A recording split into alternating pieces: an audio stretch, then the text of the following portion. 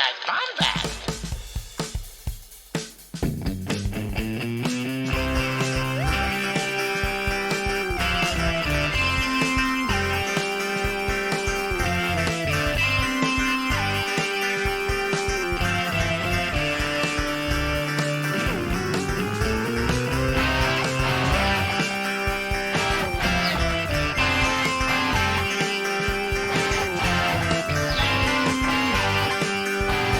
Welcome to the Podcastt. What is up, Bombad family? This is your boy, Jerry, the Cannon Junkie. I am here with my lovely, lovely friend, Mr. At the Scotty J-Ro, and we are hanging out in the year of our Lord, 2020. Yes. Our Lord Goldenrod. And we are... we're so excited to be back. We're back, Scotty. Yes, we are. We back. made it. I'm shocked. Like we lived. We did not give I was up. afraid. We didn't get depressed and decide to just, I think I'm just going to go sell canned meat on the side of the street or something, you know? Well, we're in Y222. Y220. Wata 222 Watata 3PO. What? So I don't know what I'm doing. This has now become like a really bad beatbox session. Yes, this is it. This is what you're going to get in 2020. We're very bad at scatting. But no, in all seriousness, we're entirely a podcast scat. A scat podcast now. Yes, we no longer believe in Star Wars. We're going to entirely talk about the music made in Switzerland. So we're a Swedish podcast. Seems legit. Yeah. Anyway. We're so excited to be back, guys. We're so excited to be back. We've made it back, and I'm not going to lie. This year has so much in store for the fandom, and we thought 2019 was wild. I really do think I think every year it's going to get bigger and bigger and bigger and bigger and bigger and bigger and bigger. But in regards to 2020, this is it. We've made it. Thank you so much for actually enduring the break, everyone, by the way. That was one thing that needs to be addressed. I know a lot of y'all are probably like, "Oh, I'm missing my Bombadcast love," but hey, we're back now, and it's a Friday. What? It's a Friday. This is weird. We're back, baby birds. We're back on the weekend. Yeah. We're a weekend. Guys, we're a weekend. I haven't pod. stopped doing that either. I haven't stopped calling you baby birds, so you just get used to it. But no, it's the Bombad Friday.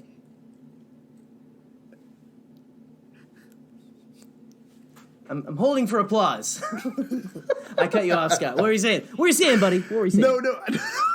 I just love the Bombad Friday in silence. It's something that makes the most sense for us. You should inlay some cricket noise or something there if you want. I don't know. I don't know how hammy you want to get. So no, I'll take it to the next level because you got to realize this, Bombad fam. We had a holiday. We had a bunch of holidays actually. I think the Rise of Skywalker was bigger than Christmas and New Year's combined, but we made it past that. And this break we went through was actually really nice for our mental health and our friendship, you know? I'm not gonna lie, Jerry. The Bombad build-up was not only a huge endeavor with guests and a huge endeavor with recording sessions, but it was kind of like it was a requirement to watch a movie, every week, take notes, condense the notes, record the thing, make sure the guest is right. It was a lot. It really was a lot. But and contrary to our daydreams, this is not our full-time job. So. No, it's not. So we had to, this is my first real year of teaching, and then this is also it's our first kind of big endeavor into this, and we're just so happy everyone joined on the way. We might even have new listeners right now as well because of all the new all the new formats we were kind of trying to approach. So this year for the Bombadcast, Jerry, this is going to be a huge year for content, right? Wouldn't you agree? I agree. And, the one thing that I think will continue with us through 2020 from 2019 is the small clip from Hot Wings of Paul Rudd going, "Look at us. Hey, look at us. Look at us. Huh? Who would have thought? Not me. This is us. We made it. We are here. And this is going to be such a big year, guys. Celebration is happening in August. Oh, man. There's a lot of stuff going on. We got what the Clone Wars is coming out next month, right? We'll get an announcement of a director, hopefully, at least. The season finale of the series finale of Resistance just aired this week. This is, we're in the future right now, but me sitting here recording has not seen the episode or episodes yet. So I need to catch up on that. Can you believe that X, Y, or Z happened? Oh, man. I really do. I'm not kidding. Like, I think must have been the Force Awakens episode at Lacey. I kind of stopped watching them after that because we got so busy with everything. I'm going to have to do a serious rewatch this week. Wow, I didn't even realize that. It's amazing that, look, we made it through the Star Wars gauntlet of 2019. We did. Which is, it was an entertaining gauntlet. We all loved it, but it was nonetheless, man, was that a lot. To deal with, especially when you're wanting to like we're breaking into content creation right now, and I mean we talked a little bit with Alex and Mollie of Star Wars Explained, and they were like talking about how like, oh man, it's like a busy time, you had all that stuff, so some stuff, something had to give, and unfortunately for a lot of people it was Resistance. But it's still like I've been catching back up because I kind of fell off until like after Christmas, and it is. Guys, it's still good. Don't sleep on it. Just go check it out. No, don't sleep on it. It's all good stuff. And, we're right in that little bit of a time where if you don't want to go watch Rise of Skywalker again and you're watching the Clone Wars maybe, but there's nothing really until Clone Wars comes out in February. So give Resistance a chance, man. It's pretty cool. I like it. It's a fun show. Well, I completely agree. And in the point of like, we're kind of at a lull right now for new content, and we don't know anything about Clone Wars yet. Let's be honest.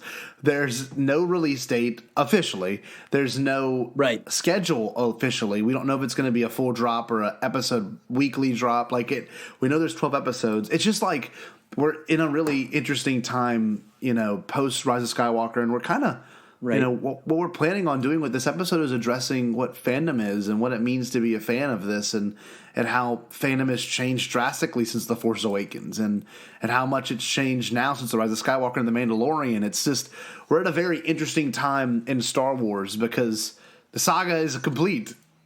Like, the saga began, 42 years ago. Right. When The Phantom Menace went back, and then we just ended it. Like, it's over. Like, it's awesome. I love it. I'm happy it's over. It began at the first festival of gosh, I can't remember the name. I don't have my visual dictionary near me too, so we don't have the name of that the festival on Pisana and stuff. I was gonna make a joke about that, but so it's okay. What was that? But no, dude. That was I crashed and burned. That was the Bombhead. But that festival is known for its wonderful music and delicious sweets. What? Nothing. Just 3PO turning his head. Yeah, I know. I was honestly hoping you would do that again. Perfect. See, guys, we are right here. We are Mind Meld 2020. Yes, right here. we are. Well, one thing I will say before we get into the huge discussion, Jerry and I have a bunch of things planned for this year. We just to kind of give you an idea of how to stay connected with us and what you want to do to keep up with Podcastt. We're getting new T-shirts, probably dropping every month. Maybe one or two a month. We plan on doing T-shirt designs. Right. Maybe one a day if we're feeling saucy. I don't know. If we've got a lot of free, got to see how easy it is. When the summer comes around, I won't have anything to do. So you're bringing a lot of T-shirt designs. But I'm gonna be like at work, and you're gonna be like, dude, boom, boom. Like, yeah. No. Oh wow, Scotty added 50 T-shirts to the UT Public Store. Nice. Well, I want to say this too. You can expect a lot from us this year, and a lot of what we're going to do is going to be short-form content as well. Expect some snippets from episodes to be dropping, because we've always talked about, having certain conversations be mentioned and brought up, because I think it's really necessary in some regard to kind of get a chance to listen to our opinions without having to go endure a whole episode, and that might sound bad. And especially... No. On YouTube, it's a little daunting to see like the 1.5 to 2 hour to 3 hour videos, and so like it's just necessary for sure. Totally, and you can also expect a monthly giveaway / live stream, which is going to be executed a lot better in February, we hope. But we still did it. We made it work.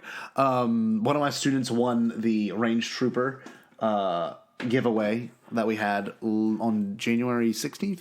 So yeah, expect more live streams, more ways to connect. We're actually on different platforms. We're on Spotify now, so that's really cool. That was a very easy thing to do. I thought it was much more complex, but I did it last night. So now we're on Spotify, so that's super exciting.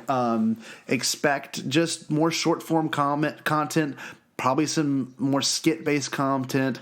It's just we've got a lot of fun things in the works, and especially with new music for the pod. So we'll have some new songs coming out, and I'm really stoked. And Jerry's been doing a lot of graphic design stuff as well for iPhone backgrounds and other phone, whatever kind of phone backgrounds, and it's awesome. I don't know, it's really kind of cool. Well, by the time this episode is, it's Bombad Friday right now. We're at the Bombad weekend, so again we're dropping episodes on a new day this year.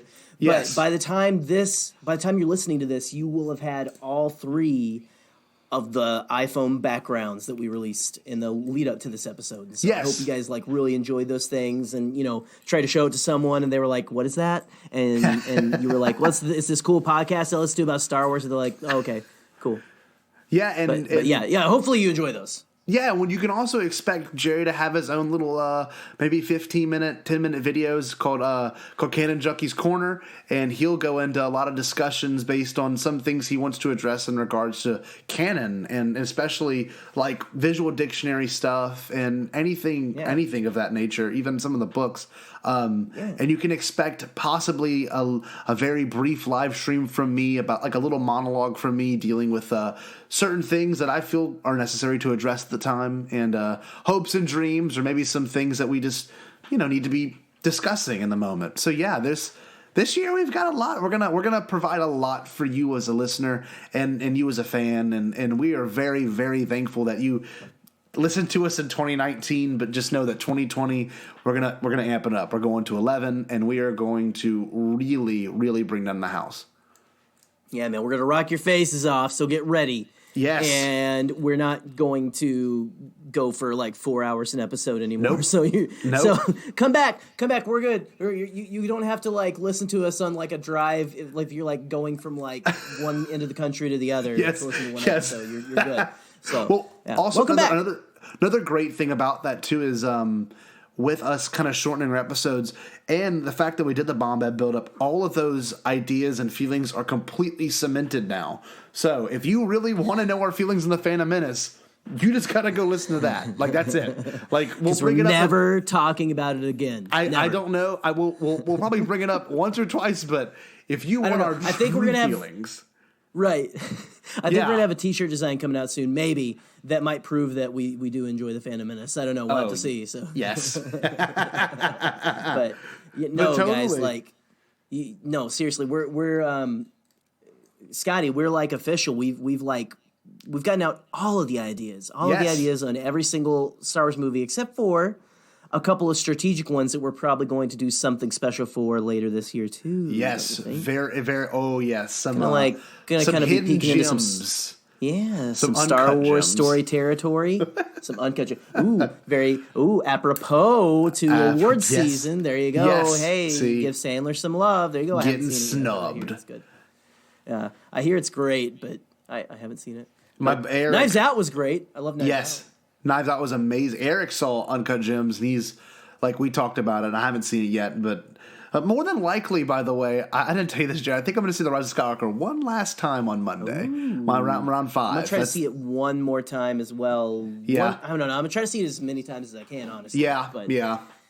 That all depends on when my local AMC decides to boot it from their lineup. So yeah. But to kind of get into what we want to address today, and luckily we've grown as a community in Star Wars, and we've all endured, some of the, I guess you could say, unfortunate discourse that you would see through your Twitter or Facebook feed.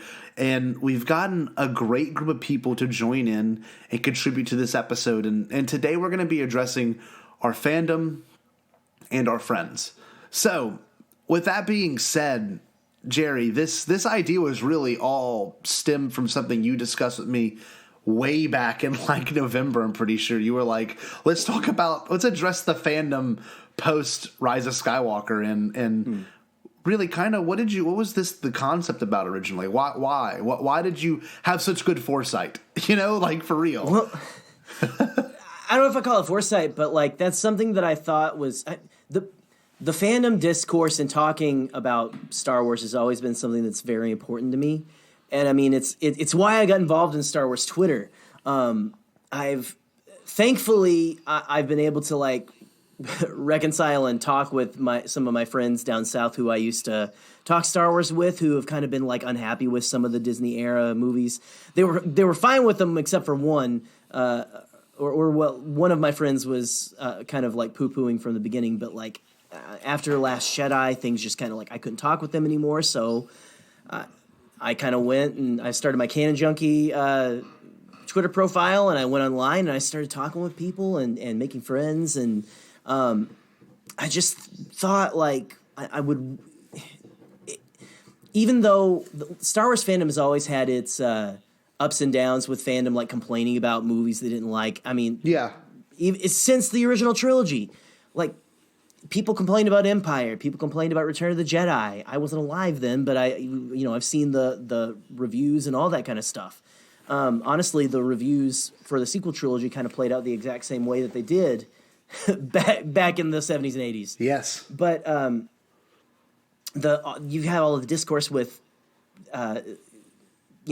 Phantom Menace and the prequels that was starting to burgeon online and stuff, but really the sequel trilogy, and especially after Last Jedi, it really seemed to be amplified, which I think is social media's fault and stuff. And so I've always thought, man, it would be really interesting to like do like where's the fandom at after the saga is completely done, like after the last chapter comes out, and see like, okay, that was kind of what we were dealing with the last couple of years. So now where are things at? And so whenever we started the podcast, Scott, I was like, hey, we should do an episode and maybe almost like a State of the Union address, but do it like State of the Fandom and all that. But, State of the Union, but maybe a little less depressing. I don't know. But I don't know. I think with kind of after Rise of Skywalker and the things we were seeing from people that we love talking to, we love like, people who are friends and stuff. We were seeing a lot of people who were kind of like hurt. I thought, why don't we take that and instead of like, because I thought we'd have more of the TLJ, the people who didn't like Last Jedi, like the Phantom Menace and stuff, crying again and stuff. Yes. And it really Rise of Skywalker, honestly, and I've been saving this. I've been thinking about this idea for a while, but Rise of Skywalker is like like a Star Wars movie. It's like a Rorschach test for Star Wars fans. Yeah, it really is, because that's a great way to because it's not as polarizing as The Last Jedi. I feel like it is and it isn't, but it's like there's a vast array of love it, like it, have issues, like it and have more issues than some others, and then hate it or are just hurt by it, and it's a cornucopia, if you will. Well, one thing I will say too in regards to it, it's also a movie that then has made TLJ either more loved by people who already loved it. You see what I'm saying? Like, it's one of those that takes what TLJ did, at least to me, and made it way better. But for some other people in the fandom, which I completely respect their opinion, it either completely overshadowed or kind of like suppress what TLJ did. You know what I mean? Right. And they now love TLJ 1,000 times more and loathe JJ. So it's like it's a very interesting thing to watch. And one thing I told Jerry, and I actually heard from Joseph Scrimshaw, was you will never look at this trilogy the same way after you walk out of that theater. And I guess you could say the same for fandom. You will never see fandom the same way, because I can tell you this much. The people that I work with, some of my teachers that I work with, we talked about it, and generally the consensus for The Rise of Skywalker was, this is amazing, like it was so good, it did everything I wanted it to, and I saw it with both sides of my family. They all called it the best Star Wars they've seen. It's just like, I don't know, it's just like, that's the basic fan. Like, not to sound really pompous, but like, we're like the super, like this is a Star Wars podcast. Like, come on, like, I mean, like we are giving up our Sunday night before we go back to work on Monday morning to sit down here and talk about this because we love it so much. Yes, so that's and we do it for ad nauseum. Like it's one of those things. So everyone that I saw that's pretty basically a Star Wars at a basic level Star Wars fan was like in love with it, but the scary thing is, and that's what it's expected when you love this, when you love a franchise, be it Harry Potter, Marvel, Star Wars, Transformers, I don't care, any of these, Mission Impossible, they're all going to have things that make you question your love of the franchise for both good and bad reasons, and question your love for the people around you that you associate yourself with in regards to fandom too, which is really kind of incredible, because Jerry and I have always been a proponent, and our idea of this podcast is to make sure it's positive and that a community could join around us and enjoy this love of Star Wars with us. And luckily we have been given the opportunity to have amazing people on, and amazing people would chime in and give us their opinions and their love for the fandom and the positivity that's found in this fandom too. And I don't know. I don't mean to like derail what you were saying, Jerry, but like it's a beautiful thing in its own weird way to have someone hate something you love so much, or you might dislike something they love. So it's weird. It's like it's okay to have opinions, Right. Well, and what we get so nervous about with fandom discourse and stuff, and why we look, I'm sure a lot of us had to mute some people that we normally follow for our mental health and stuff, like people at first. That's really cool. And I've gone and like I've unmuted some people recently because it's it's cooling down, and we're like dude, we all love this, and so of course passions are gonna be high. Like, don't dog on people who are like grieving or who love something with so much passion. Like, and it's okay if you want to like. Look, I'll say this even if you want to like dog on Rise of Skywalker a little bit, as long as you're not like accusing anyone of being dumb for liking it or like this, and that's the case. You as long as you're not going into someone else's mentions who maybe has a different opinion than you. Yes. That's where the problem comes. That's where the fandom menace problem comes in. I agree. Those are people who, and I'm not trying to like. Me and Scotty said we don't want to generalize and throw a blanket over any group of people, like make blanket statements, because we're all individuals. This is a community of people who love Star Wars, who feel different things about it. Yes. And I agree, Scotty. That's way more interesting that we have different opinions, because we can have conversations. I agree. Eventually, again, you got to let things cool off right after a movie comes out. Of course. And honestly, discussions happen way better either face-to-face or in like a private chat than on like comment sections. Comment sections are like... That's one thing I'm a big proponent of, even on Facebook. I had to like get off of Facebook for a while. Me too. Like, I was like... Not with this, but I'm just saying, like, just in general, like a while ago, with just kind of like... People have big opinions, and you feel like when someone comes in with a different opinion in the comments of your opinion, that they're like saying you're wrong when they're just saying this is my opinion. Yes. And so it's something that I've learned the hard way. Yeah. And so and I'm sure we all have, but like when we sit here and gosh, we can sit here and we can like, like call each other out and like name specific people and like screen grab and do all this stuff, keep receipts or whatever. Or you can voice your opinion. Yes.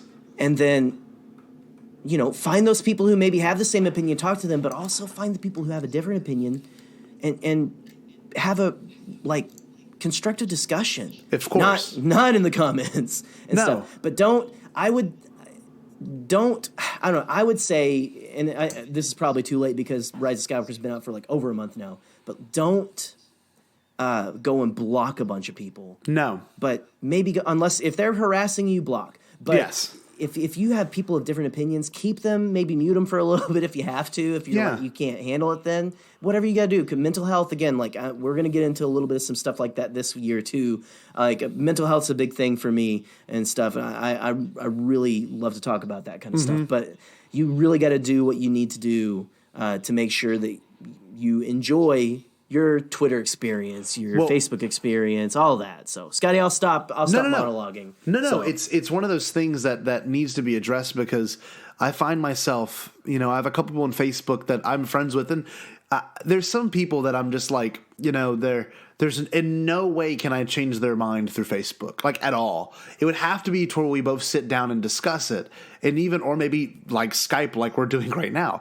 It's an interesting thing because I recently met someone, and he might be listening right now, and we were discussing movies that we liked, and he was saying how the Phantom Menace is just falls flat for him because of the whole Planet Core thing, and how do they go to the Planet Core to get from point A to point B? It's just like, that's a great thing. Space magic. That's a great thing to think about because, I mean, narratively, it might not make sense, Right. But Star Wars, it might make sense. So it's a really cool thing to get the opportunity to hear someone else's opinion, and don't shut it down. But know this. A Facebook comment's never going to change someone's opinion. It's just impossible. Never. I'm 1,000% convinced, be it political, be it an emotional thing, be it Star Wars, any sort of situation, your comment, your social media comment on Facebook or Twitter in no way could change their opinion unless it's that good. I just don't see it being that good because if they're bold enough to make a post about their opinion, they're 100% bold enough to tell you why you're wrong as well in every facet of the word and situation. Well, let me get scientific on you here, Scotty. Too. There's there was a study that I don't have in front of me, so you guys are going to be like, oh yeah, good study, huh? But like. There's a study that was done, and there is a chemical that is released in your brain to keep you from it's like a defense mechanism of your brain. If someone comes at you with like a different ideological opinion than you have, like if you're like far right and someone far left comes to you and like tries to tell you something, you will not be convinced. You're not going to convince anybody through comment sections or anything. It takes more of like a getting to know someone. Then they'll listen to your opinion. Because right away, if you try to come in not knowing someone and like try to like get them on your side with things like politics or Star Wars, which is probably even worse, that you're like there's literally a chemical in your brain that will keep you from seeing that person's point of view, and that's insane. It is, but that's where we are. That's where we're at too, as a human society. It might sound really weird to bring that up, but like we'll evolve one day to where it's not as volatile. One thing I do want to say though, in regards to especially addressing someone else, if you're gonna do it in a understandable way, and don't attack them when they attack you. It's so easy to fall into that trap, and that's why the positive outlook is another big thing. And one more thing I will address: even if they aren't that huge of a fan of a franchise, or they will make a post like Rise of Skywalker's bad, I hate every second of it, and they've never talked about Star Wars and they're not really a Star Wars person. They just felt the need to get their opinion out there. You know what the easiest thing to do? You know what the easiest thing to do is, Jerry? What's that? Ignore it. Just honestly, unless it's attacking Forbes. Sorry, I have a cough. Forbes. Forbes. Yeah. But if it's attacking you personally, cold season, then address it. But if it's not attacking you at all, and it's this might sound really mean, some moron you knew from high school posting stuff like that, just ignore it. You do not have to defend Star Wars. It's still going to be your Star Wars. And that might be the central theme of this. Right. No, that is the central theme, and honestly, I never, as a personal rule now, I never take like life advice or advice from anyone who I used to know in high school on Facebook. Yes, it's because it's usually they're posting stuff from freedomeagle.gov or something. Yeah, you know? or whatever it is. It's really interesting to see how this. I don't know, this social norm Force is Farts evolving. 92. Yeah. Force Farts 92 told me that the Last Jedi was trying to turn me gay with its women stuff. See, that's something you can easily no offense ignore. to anybody if you like listen to Force Farts or anything. No. I don't know if that's an actual thing. But kind of want to like go get that domain name now. Yeah, Force Farts. It's probably already been taken. But there's a t-shirt. Well, like one thing, before we kind of jump to the next portion of the discussion, I will say this: you and I, and everyone else at Celebration, we're all so fortunate to connect and form this community to where we can have a discussion like this and have and I mean. There's friends of ours on Twitter that we've done episodes with, and we'll probably be listening today, and we all have very different opinions of this most recent movie. But one thing that we can all unite over, and even, which is really nice right now too, because we can discuss this for hours, but how we now have different portions of Star Wars, because we got the people who like The Mandalorian, and the Mandalorian's the future. The TVs are the future of Star Wars. People that don't like the sequel trilogy, this will all slowly fade away. The sequel trilogy hate and maybe even love for it will slowly fade away and just become another thing in the past, like the Phantom Menace is right now, or like A New Hope is right now. Right. And the new content's going to take over, and people are going to not look back at those if they didn't like it until maybe they have a kid, or maybe they want to rewatch it again, and they might be in a different mindset than they were 15, 20 years ago. Right. So it's crazy. 10 to 20 years from now, like a lot of people who maybe disliked Rise of Skywalker are going to look back and be like, wow, this is actually okay. Yes. Like they're doing with the prequels right now. Yes. I even had a buddy of mine from high school back home in Arkansas who I convinced to rewatch Last Jedi because he really liked Rise of Skywalker and said, it completely like took everything away from Rise of Skywalker. And I said, go back and watch it and tell me that there's like not stuff that like big plot points of Rise of Skywalker that are pulled from there. And he came back to me, Scotty, I don't think I've told you this. He came back to me and was like, so I actually did what you said, and it's watchable. Wow. It's like, it's not the best, but it's watchable. So I sent him a screenshot of Snoke saying, welcome. But that's seriously. And if we can just real quick, before we move on to the positivity, Scotty, let's just real quick, like, summarize some tips for curating your social media experience. Oh, totally. What do you got, Scotty? What do you got? Fortunately, we're always on Neil Lowry's list, and yes, thank you, Neil, so much. I know you're listening right now. You're the man. And Ryan, love you. Lord, why can't I think of his name? My last name. Ryan Bullock. I Yes, believe. Ryan Bullock. Always on his list. Rural Farm Boys always calling us out. Yeah, Rural Farm Boy. So this is where I start. Luckily, I found Neil from TRB, and the first tweet I ever saw Neil do was, of course, one of those beautiful chain tweets. You know what I did? Went through every one of them, followed each one of them. This was like that's the reason they post those things. See, it was before Celebration. It must have been like December. It must have been the December of 2018. It was something around then. And I was looking, I'm like, and he had mentioned me at one point. I don't know why. I guess I was tweeting a lot of Star Wars stuff then. And I just followed every single one of them. And it's just like, since that day, I've just had the opportunity to discuss things with people that I normally would have never have met, given the situation I'm in, and where I'm located, and who, like, it's so weird to think, like, we have an audio from Blue Bantha Milk podcast, and our story about them is insane, because with them, the only reason we knew them is because we had followed each other before Celebration. Then at Celebration, I'm standing next to him. I had no idea. And then later, he finds my videos like, oh my God, I was sitting next to Podcastt people. It's just like, that is incredible, just that alone. Yeah. So I just, when you're meeting people who like Star Wars or who dislike Star Wars, maybe try to get their Twitter handle or maybe try to get their social media and just follow them, have discussions with them. And curating your social media is a huge thing to me because and shout out people too. Well, yeah, exactly. And if I were to look at my screen time, I'd probably spend about 2 hours looking through not just Twitter, but all of them, Reddit, Twitter, everything. And find the people that you like and you don't like. You don't have to block people you don't like, but you can definitely mute them.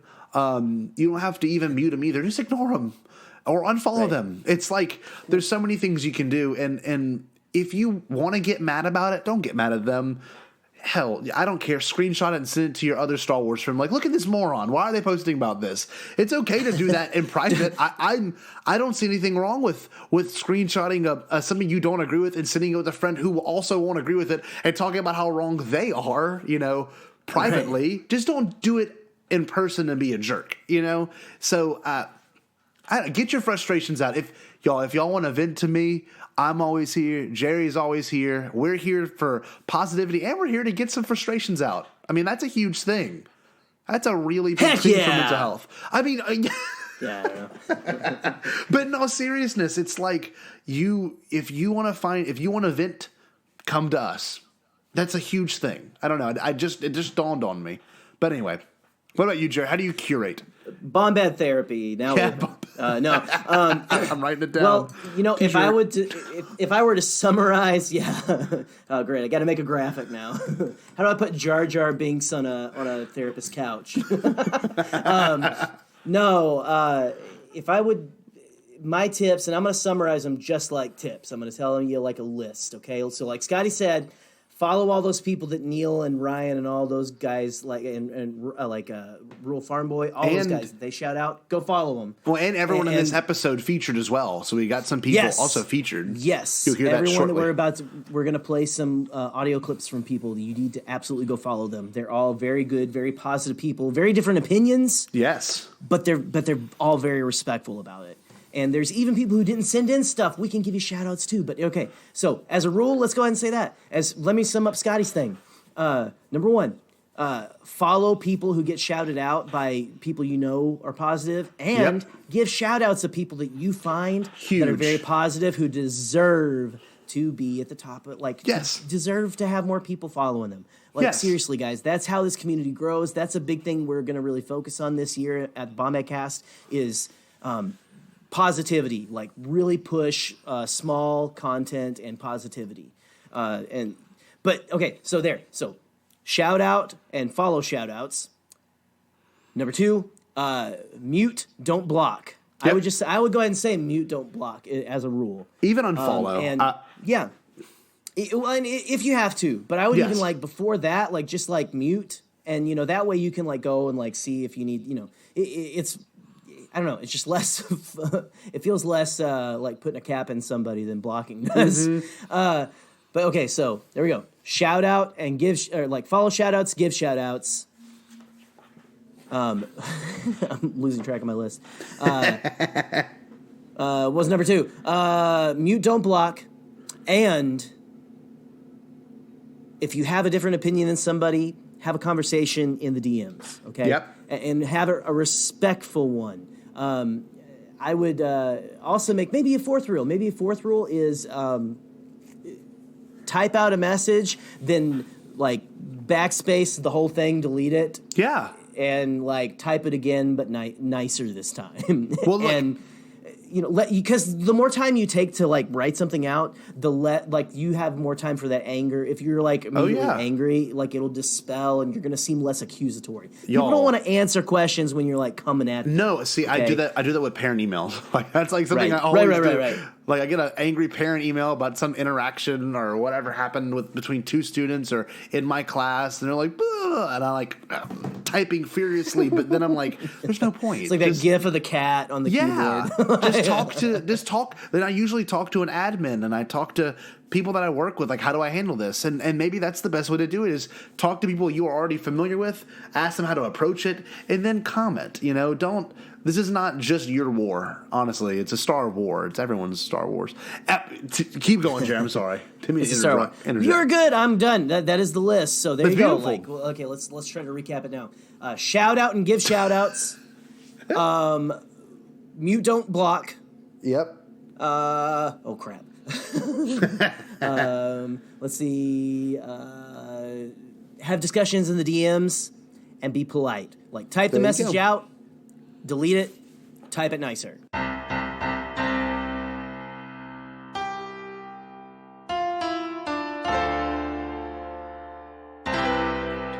I'll do my bomb bad boys, Scotty and Jerry.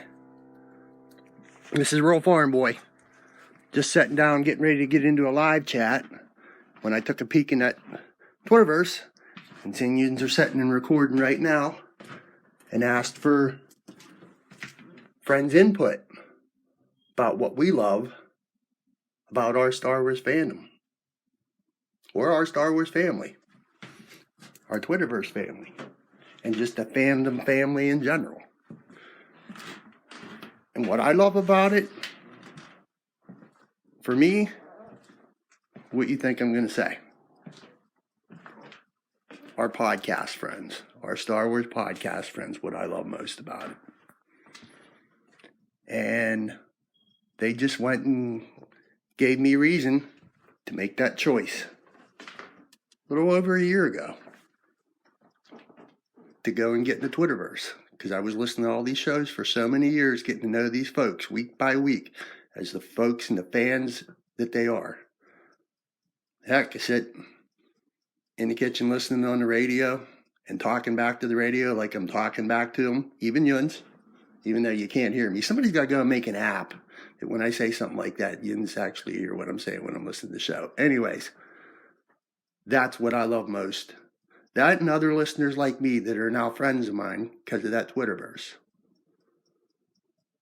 Like so many others, like Charlie Skywalker, who now has his own new show, Star Wars Through the Ages. Go give a listen. I was on his very first episode with him. And now he's got a new one out. His episode 2. That's what I love about our fandom.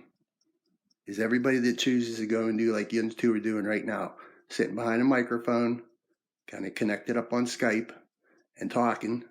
And then you make that choice to go share that with the rest of us, which makes what I do so much fun. I just want to share my playlist with other folks and say, I'm listening to these folks I call friends sharing their show with us, and it's a dang lot of fun. You might want to go and give that a listen. So that's what I love about our fandom. And I hope everybody else breaks your inbox. We'll see what they go and say. And I'll look forward to Bomb Bad Boys in my playlist this week. So that till that time, boys, and the rest of the Bomb Bad family, may the force be with y'all. See you on the radio. Hello, Bomb Badcast. This is Madison from Doing Talking, and something that I love about the Star Wars fandom is that we have so much great content to enjoy, right? We have movies and books and video games and all kinds of fun stuff, but something that I really love about the Star Wars fandom is all of the extra content that so many creators put their time and effort into for all of us to enjoy. And there's so many fan vids and awesome fan art and fan fictions and just amazing podcasts and analysis of Star Wars itself that is just so much fun to invest in. And I guess I want to give a few shout outs to fellow content creators, Sky Talkers, Scavengers Horde, What the Force, Lords of the Sith, The Blast Points. There's so many. Girls with Sabers. I'm going to forget people, but a fanfic writer who is my personal favorite, who I'm currently enjoying a couple of her stories, is Thea at Kylo Ren Vivo on Twitter. She's amazing. And there's so many amazing fan artists out there as well. like BB-Kate Art and James Hance and Winter for Discontent. There are just so many amazing content creators in the Star Wars fandom that just enriches the world and the galaxy far, far away in so many ways, and just gives us even more to enjoy and just provides even more opportunities to just get immersed in the Star Wars universe. In that way, Star Wars really does belong to the fans in a way that we can just take it and get creative with it and have so much fun with it and connect with fellow fans in so many different ways. It's just really awesome. So that's something that I love about the Star Wars fandom.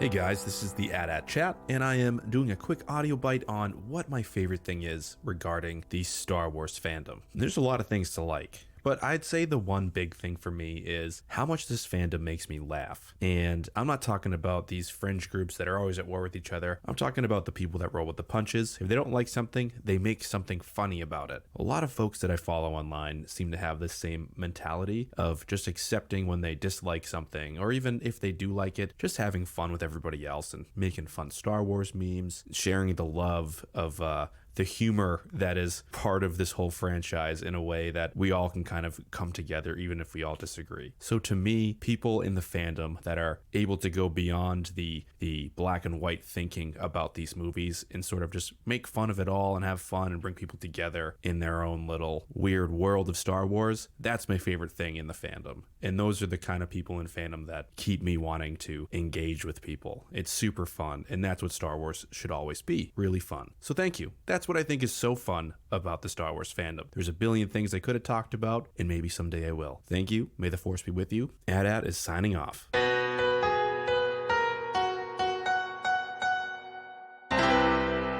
How you doing, Star Wars friends? This is row 1/3 of the Scarif Scuttlebutt podcast. Thank you guys for giving me an opportunity to talk about the Star Wars fandom. What can I say? Well, since Brad and I started the podcast right after Celebration here in Chicago, and since bringing Alex on to help, one of those things we've noticed is how incredible the fans are. We've been personally humbled at the support and this incredible opportunity to connect with our listeners and other content creators like you guys. Of course, there's a dark side to this fandom, as is true with any group, but as we always maintain, a dialogue can exist as long as there's respect and empathy. We've definitely enjoyed creating our content for a very diverse crowd, but in the long and short of it, the humbling support and camaraderie reminds us how great this community is, and what an honor it is to be a part of it. And that's the Scuttlebutt. Now, back to some Bombadcast.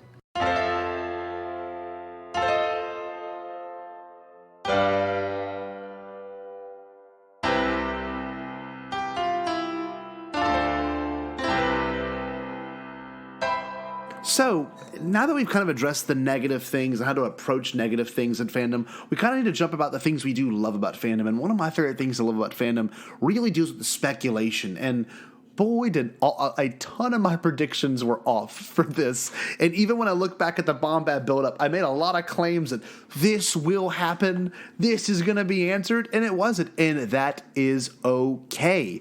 Especially in regards to, like, I thought that we'd get a true answer to the Snoke Plagueis thing and the whole Anakin being created by Palpatine, which we really didn't, you know? And I think it's kind of nice that we did it. I originally thought I'd be upset if we didn't get it, but honestly, I think we still got it, and we got it in Revenge of the Sith. We didn't need to get it in Rise of Skywalker. So, yes, fandom speculation. Well, and there's plenty of like, you know, you guys know I'm a canon junkie, so like, yes, you know, we got plenty of books and comics coming that are going to be so nice. Oh, so amazing. I'm just ready. I almost did the Black Series Rebels thing, so I'm stealing everybody's bits. Darn me. But yeah, no. With that being said, fandom speculation can be really fun until you might be convinced that this is going to happen. So that's one thing I would love to address right now, Jerry. I think fandom speculation can be pretty beautiful. Wouldn't you agree? I totally agree, man. That's the whole reason why people are Star Wars fans. Yes. Like before I got on like Twitter and like I think I was on Facebook, But like before I got on Twitter, like, and I was in college and high school and stuff, like especially in college, I would get together with. I was more comfortable with being a nerd in college. Yes. For one thing. Yes. That was right as people were starting to turn into like, oh, being a nerd is kind of cool. But I would sit at a lunch table with like all these like other guys who were in the same major program as me in college, and we would like just talk about Star Wars. I mean, superheroes too, different stuff, nerdy stuff. But like we would have deep discussions about Star Wars and what about this and that and speculation just on like. I don't know, just like, I mean, there weren't even really any new movies coming out then, but we would talk about the old movies and like, well, you know, that's part of it. That's always been part of it. Like what's happening next or what would happen after these movies and things like that. And that's what's so fun. And it's still fun and it can be fun. So it's just, I don't know, that's just one of those things that it's in the DNA natural. of the fandom. Yeah, it's a natural thing. And like, I'll never forget the night of the Rise of Skywalker trailer. I went out to eat with Eric, John Shaw, and Wesley, and I don't know why I just said John's last name. That's very strange. I guess I'm used to calling him that. But no, we went out to eat after that. John Shaw. Yeah, exactly. I had my episode 9 hoodie on that, a beanie on that I had found actually at Celebration. I straight up went to a bunch of tables and I'm like, was this yours? Is this yours? Is this yours? I'm like, nope, no, it's mine. Because our million view video is a lie. Yes. You were at okay, no, I'm just kidding. No, you were actually there. You found it. Well, what I will say is, I remember forget that night we speculated at a restaurant for hours. It must have been 2 hours. All of us, even Katie was bringing up her opinions. It was like everyone was speculating, and like we already have the answers now. And honestly, I look back at that night with so much fondness and how much I got to speculate Star Wars. Even waiting in line for the next, panel, we talked about what are we going to see at this panel. We speculated about what's going to happen at the panel. It's like, it's speculation so natural, and you can speculate any aspect of your life, and especially with this fandom. Like I'm speculating right now, what are they going to do with Clone Wars? Because even Sam Witwer was like, oh, Dave is taking it in a crazy direction. I'm like, how? We know this is going to end up, and how is he going to do it so crazily? So I don't know. It's so much fun to speculate, and it's healthy. I really do think it's a healthy thing to imagine and let your mind wander for once, because people are way too rigid, and you grow up and you have such a rigid outlook, on anything in life. So yeah, I really think it's a very important thing to speculate and enjoy speculation with your peers and anyone around you. Absolutely, man. That's it. Again, it's in the DNA, and so we love to speculate, and we love to make fun of each other whenever we get our speculation wrong. Yes. Or you can celebrate with people when you get something right. I was so pumped whenever like Palpatine actually said the line that I've been like saying for like the entire Bombad build up. Dude, it's so funny. And I know it doesn't explain anything as to why he's actually there, but I just was like so jazzed that he said that same line. He referenced that line. And you know what's hilarious, Jerry? Javor, you know what I'm talking about. It's those speculation things that we had in that episode, and anything involved with speculation that has left an impression on me for the rest of my life. That like that moment when Palpatine said that line to explain how he came back, and he used you called it that episode. I'll never forget the moment of me looking down the row of seats in the movie the first night, looking at Eric, and we're like, what? Like Jerry called it. So that's the kind of thing that could leave a huge impression on you, and even you can even speculate on the whole Rey Skywalker moment. I think that was something that was called from like years ago by a certain podcast. She's going to take on that name, and I think I even at one point speculated on that. So I think it's a really awesome thing to have the opportunity to speculate and enjoy speculation.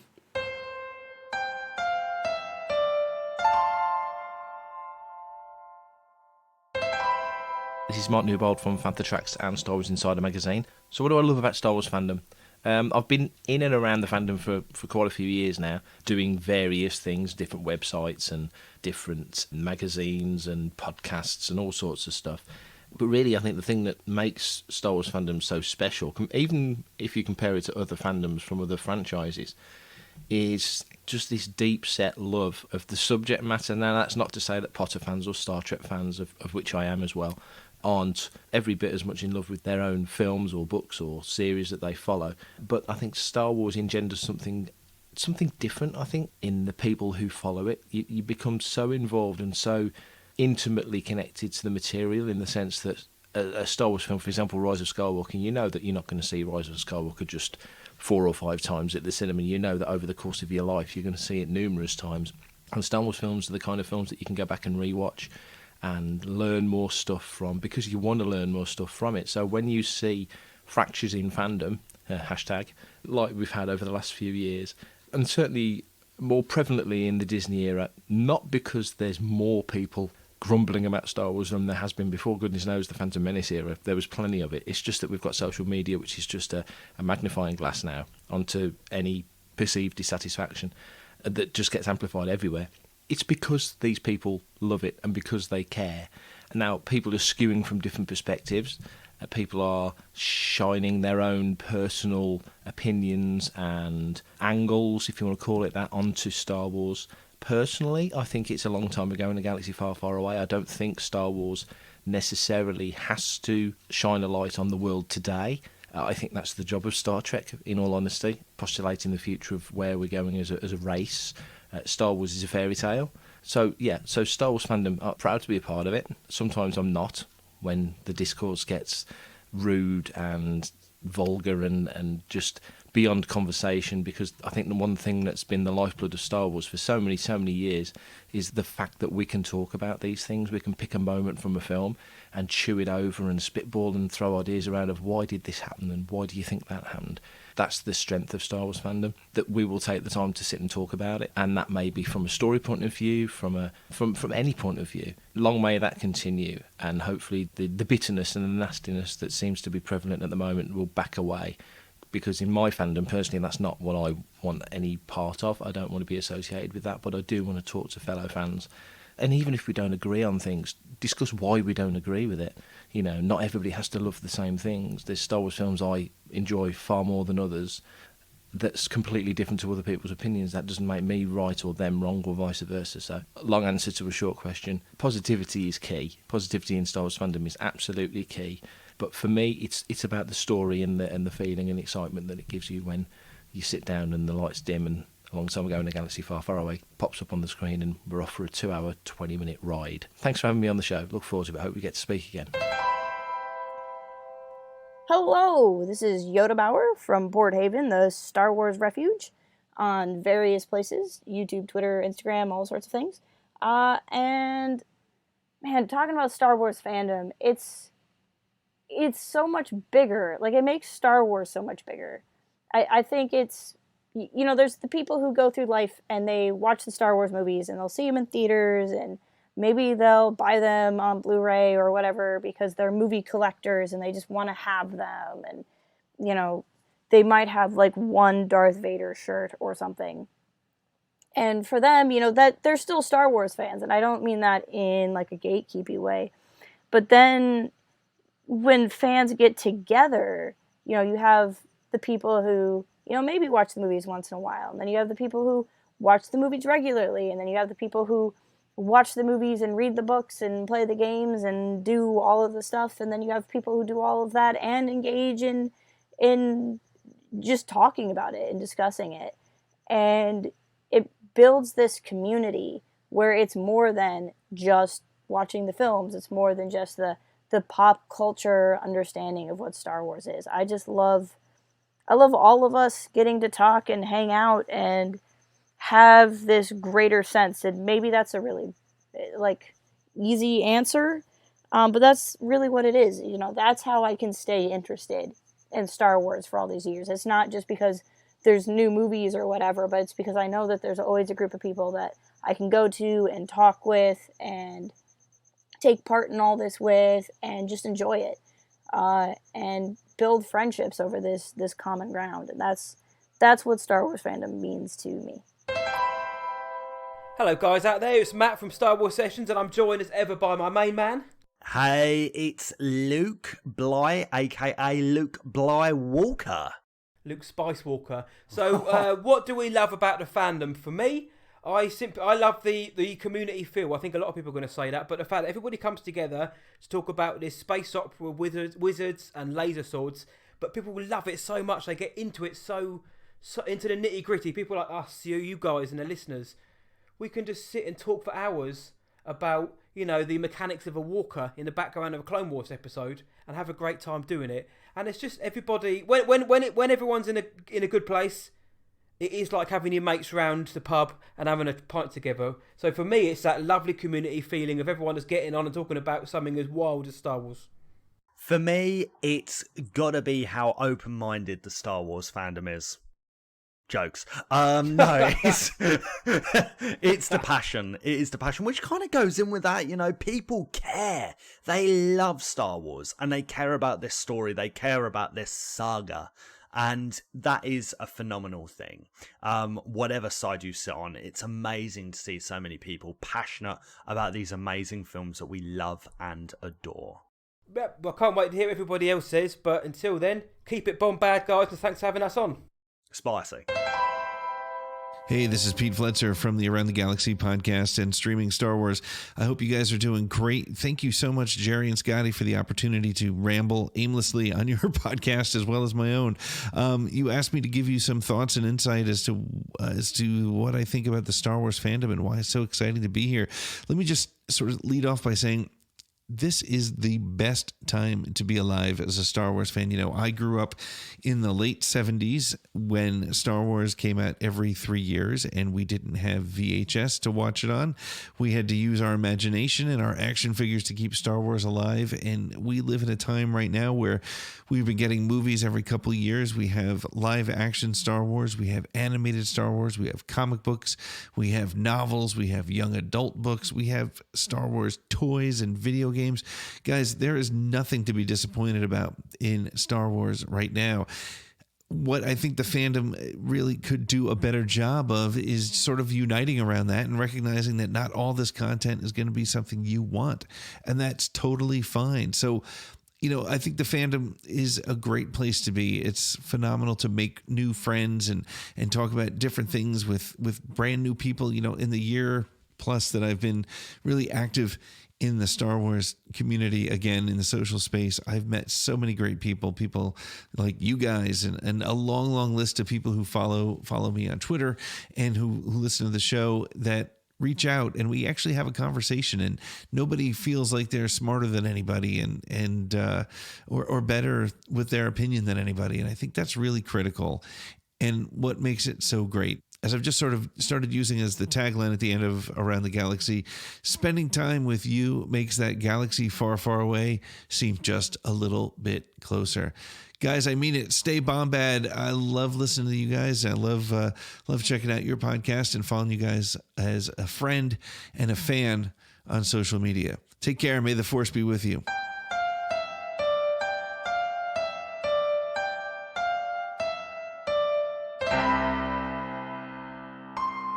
Another cool thing about fandom, and something that's kind of always been going on since even before social media, is our like involvement in charity and like giving back to communities and things like that. There are a ton, Scotty, of Star Wars fans who created foundations. There's Star Wars actors that created foundations and charities that you can give to help out people who really, really need just like help and.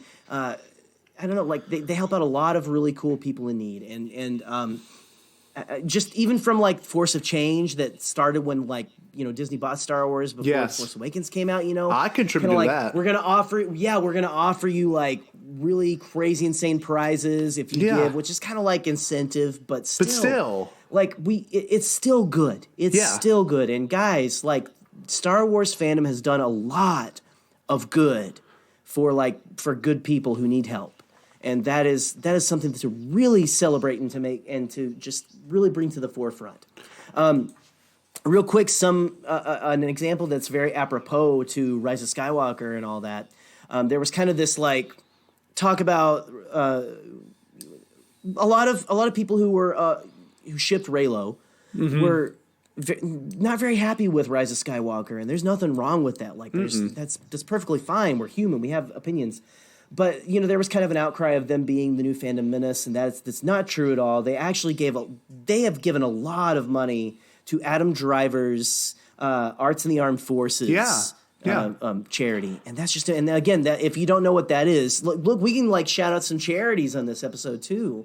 Give to some of these things. Give to Force of Change. Give to 501st Arts in the Armed Forces. Yeah, because Arts in the Armed Forces is I think making fine arts available to people who are in the military. Adam Driver was actually a Marine, right? Yeah, and so that's just a really good foundation. I have a lot of friends who were in the Marines and military and things like that, and it's always good to support people who are doing things that a lot of us normal people don't have to do. Yeah. And so, but besides that, you've got, let's see, there's just so much, Scotty. There's, for one thing that I really thought of whenever I think charity in the fandom is the 501st Legion. Yes. And I mean, all the other legions too, but 501st specifically does a lot of good. First, they go visit sick kids in the hospital. And they just all these kids who can't get out, they can't go watch a Star Wars movie. They're getting chemo, they're getting whatever, and they go and they it brightens their day to just see these characters that they see on the screen. Yeah, come here to see them, Darth Vader. Even though it's the bad, I love their tagline. What is it? It's bad guys doing good. Good, yeah, that's so awesome. I love that. Well, that's one so thing cool.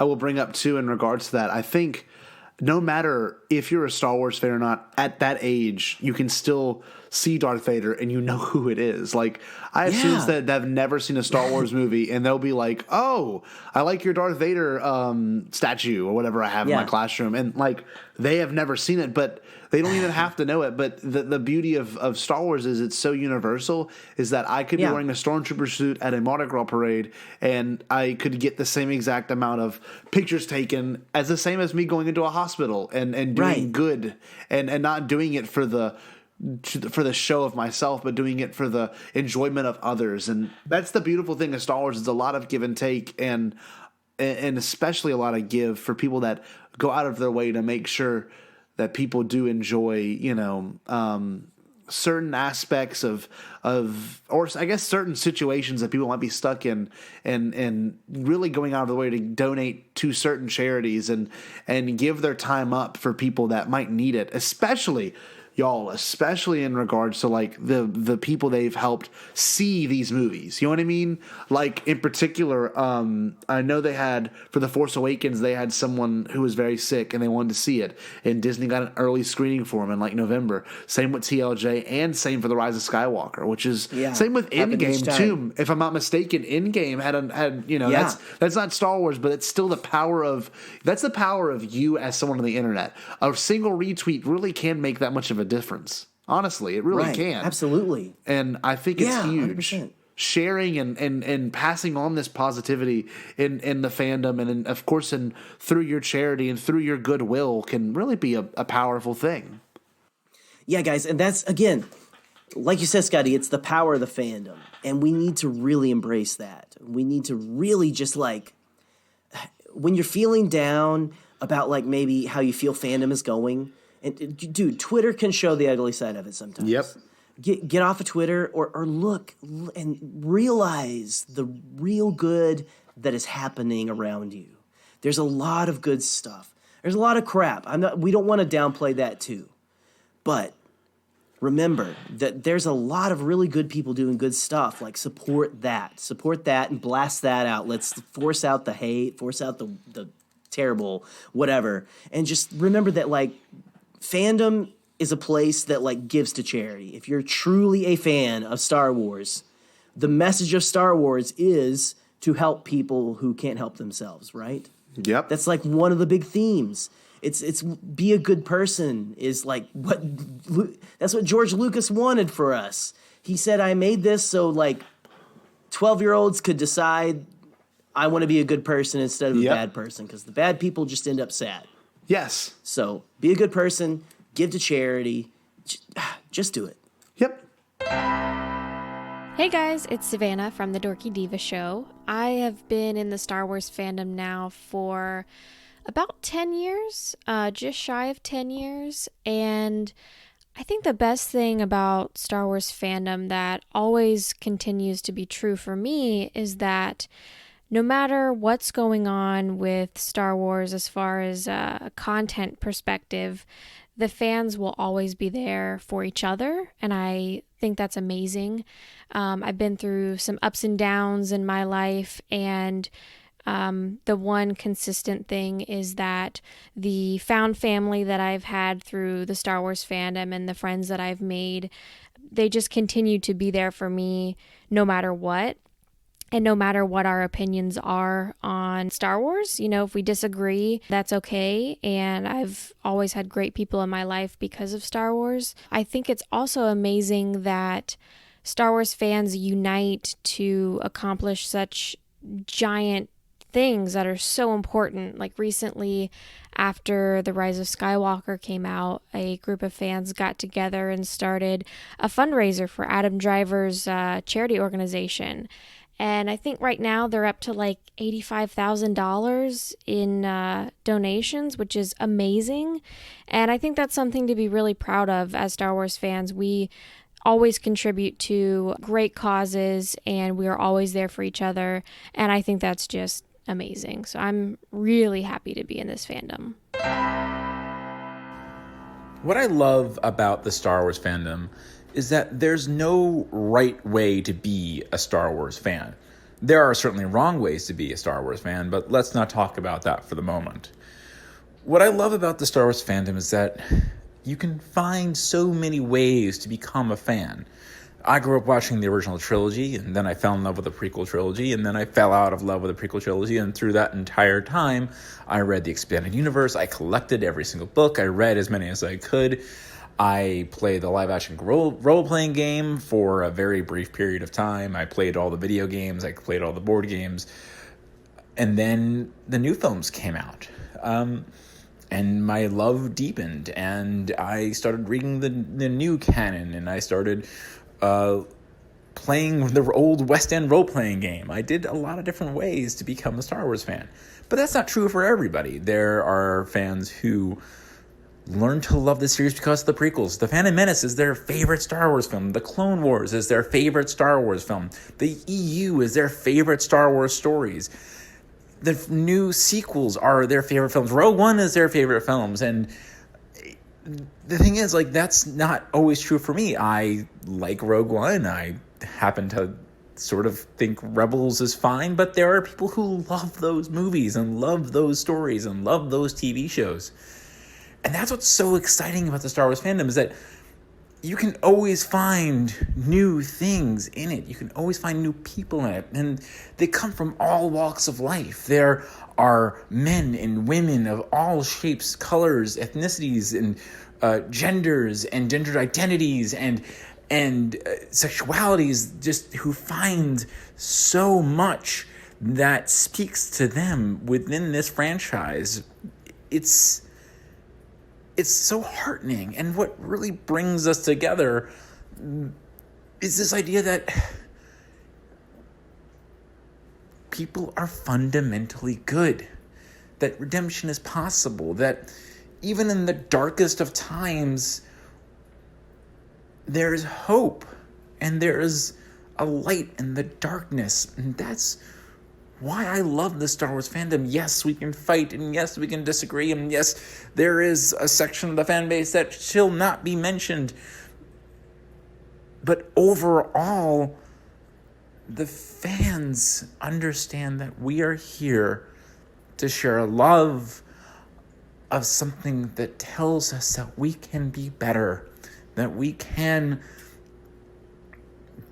treat people right, and that even the worst of us can find a way back into the light.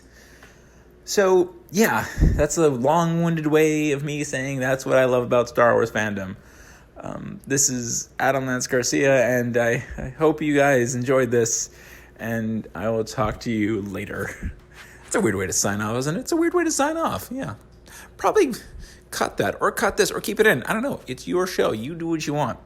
Either way, may the force be with you. Hi, Shannan here from Postcards from the Galaxy's Edge. Just finished doing a live stream and wanted to share with the Podcastt what I love about the Star Wars fandom. And what I do love about the Star Wars fandom is the people, especially the people in person. We all kind of do it. We get behind that keyboard courage, but when you put us in a room together, it's magical. And you meet some of the best people. I mean, I actually met Jerry from Podcastt. I think even Scotty J. Rowe was there as well, and things like that. And you just get almost like a collaboration family as content creators as well. But what you also get is just pure joy. I will never forget Star Wars Celebration that day, just being around everybody in that room when the trailer dropped, and just that pure excitement, and everything went away. Love, hate of The Last Jedi, Solo, all that kind of stuff just went away, and we were all united as one fandom, excited about Star Wars, sharing it with our family and our friends, and ultimately the Star Wars family. And I do think it sometimes gets lost sometimes when we're all behind our keyboards and things, but it's that what I genuinely do love is the people and meeting the people. So that's what I like about the Star Wars fandom. This is Alex. And Mollie. From Star Wars Explained. I think my favorite aspect of the Star Wars fandom is getting to interact with them in person. Places like Star Wars Celebration or Dragon Con or other conventions, anytime we run into a Star Wars fan and we just get to talk about it, it's always fun. Yeah, I agree. Getting to meet people at Star Wars Celebration is always just a delight, and everyone is so nice. And honestly, if it weren't for you guys and just the fandom in general supporting us, we wouldn't be able to do what we do and talk about Star Wars and make this our job. And it's just crazy to me. Yeah, just the enthusiasm and excitement that Star Wars fans have. I mean, like, I remember running into people at Dragon Con and they, like, insisted on buying us beers. And then we just, like, sat around and talked about Star Wars, and it was so much fun. Like, I just don't really have enough good things to say about the fandom when it's in person. I think people can tend to look down on the Star Wars fandom because of what happens online, and that's just not a good representation of the Star Wars fandom, and it's hard to remember that sometimes, but it's true.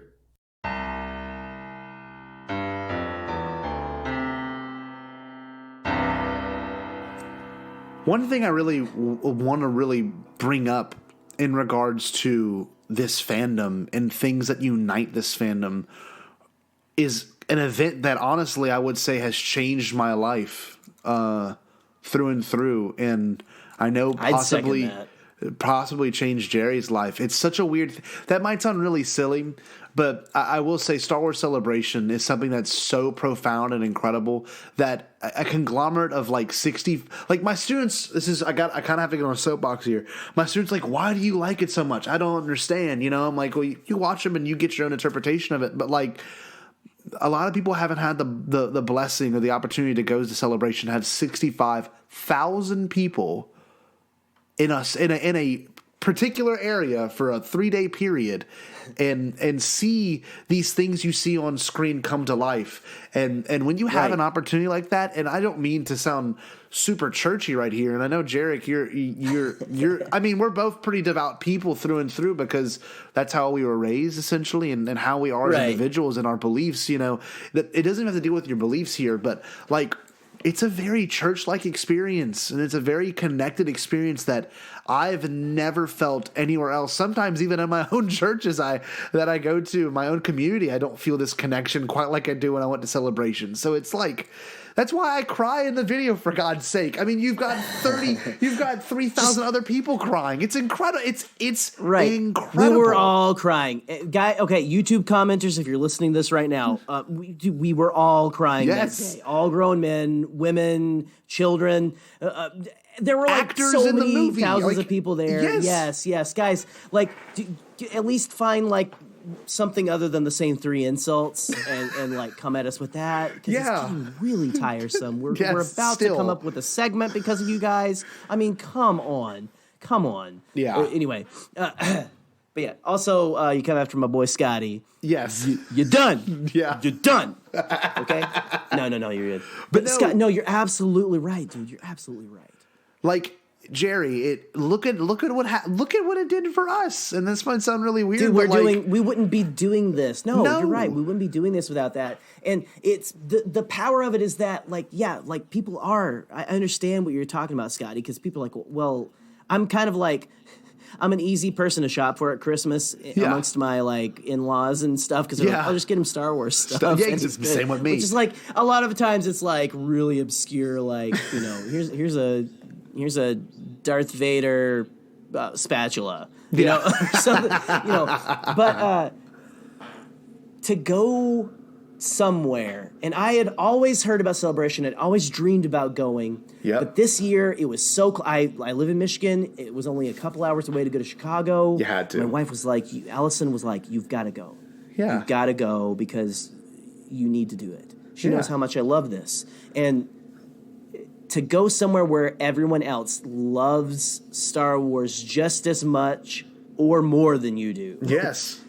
Is a great experience. And I was going to talk about this earlier when we were talking about like, I guess kind of like the problems that we kind of deal with in fandom. Like if you're listening to this right now and you love Star Wars, you're a big Star Wars fan, you haven't been able to go to Celebration. I will attest, it is not cheap. It is a commitment. It is an entire year of saving. And for a lot of people, it's a lot of people the only thing they do, the only place they go. Yes. And last year was my first year, and now after going, I would tell anyone who loves Star Wars just as much as I do, if not more, you got to find a way to go.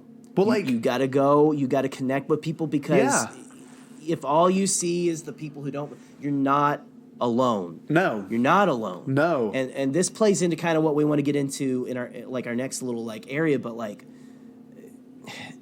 there is such a camaraderie. There's such a feeling of, like you were saying, of a community of just almost a Star Wars family, or just like being there. You're not afraid to wear a Star Wars t-shirt or to dress up in like a Jedi outfit or anything, you know, like there's people like doing that all over the place. Yes. That's normal. If you want to milk a thalassarine, you could do that. You can 100% do that. You can see a walking rock with porgs on it. Yes. I saw that. Yes. I saw that, and it was amazing. It was incredible. And guys, again, this is like, it's very expensive, and I know a lot of people can't, and I'm not trying to like, you know, shame anyone or make them feel bad that they can't, but if you ever can like work it out to make it to one of these, you need to do yourself a favor and do it. Or even watch the live streams. That's a huge thing. Yes. Like, oh, that's my Super Bowl. That before I actually went, that was my Super Bowl, man. Yes. I would watch all of the live streams. Yes. And it's such CouchCon, man. Joseph Scrimshaw calls it that. Like, dude, do CouchCon. Watch it. Be along with us. Like, follow people on Twitter who are there and talk with them. It's like, seriously. Well, you bring up a good point too, especially in regards to like not having the opportunity to go.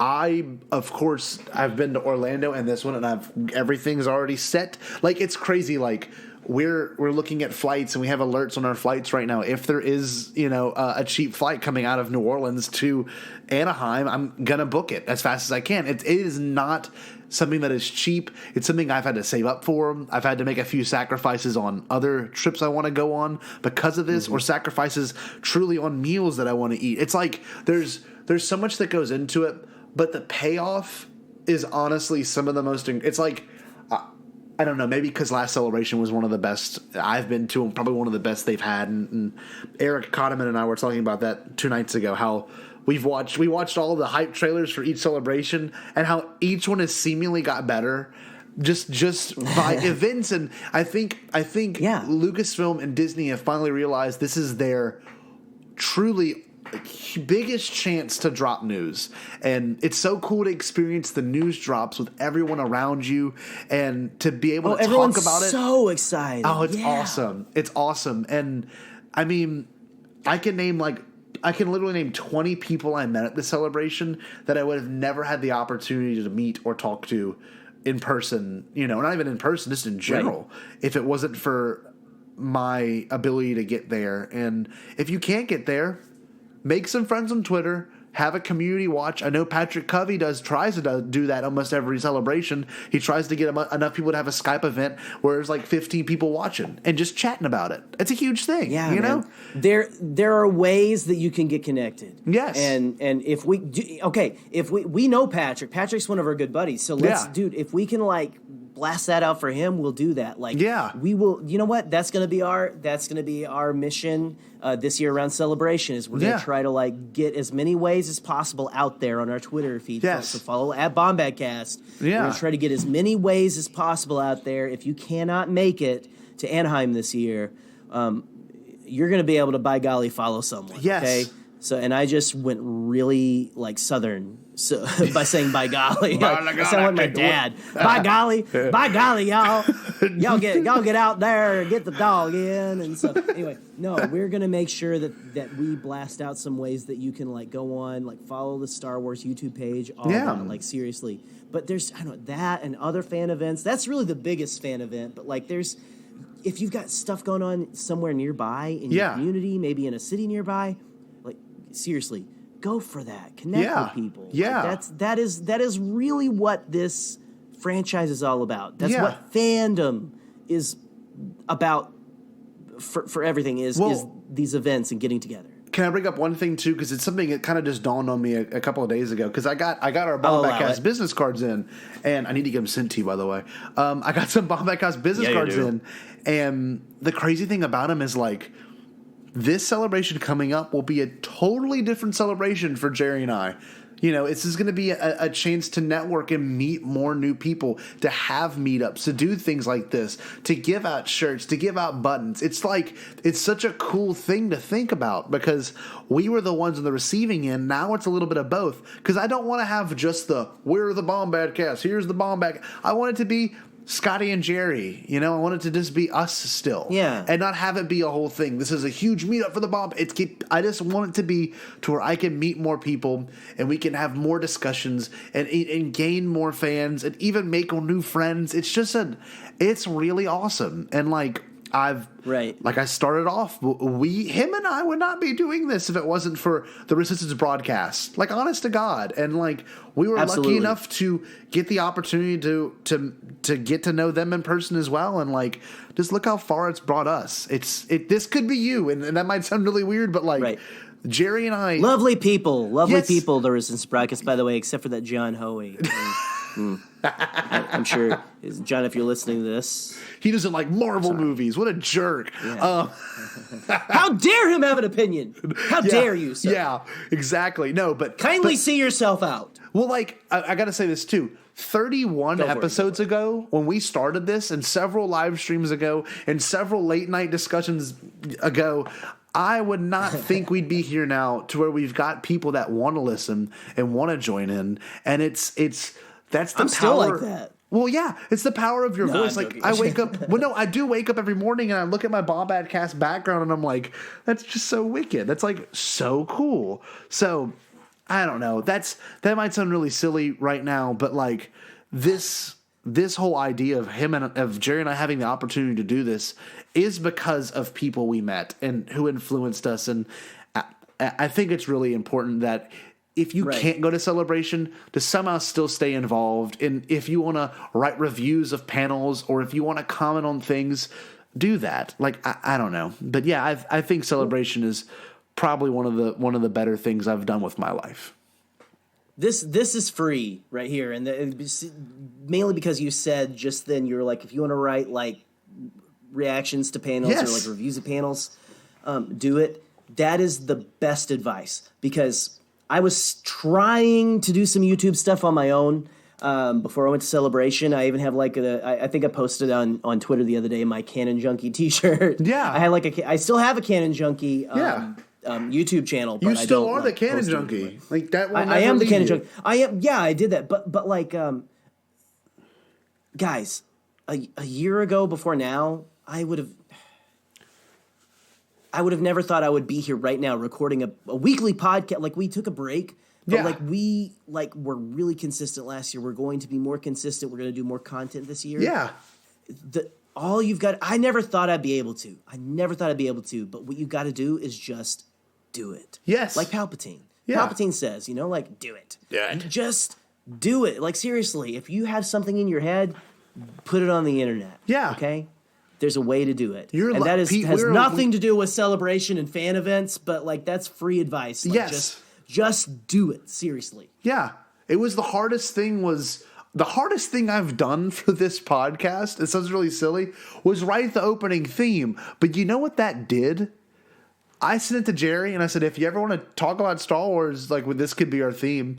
And what did we do that next weekend, Jerry? We sat down and tried to figure something out, and here we are since. And that's all because the hardest thing is starting. And once you start and that snowball's going on the hill and it gets bigger and bigger, and now we're at avalanche level of just what we want to do at the show. And the sky's the limit. When it was so limited back in June, now here we are in January, and it's literally just like, we can ask them to be on the show, we can be on their show, or we can do giveaways, or we can do live streams, or we can, address. You find your groove. Yes, it's.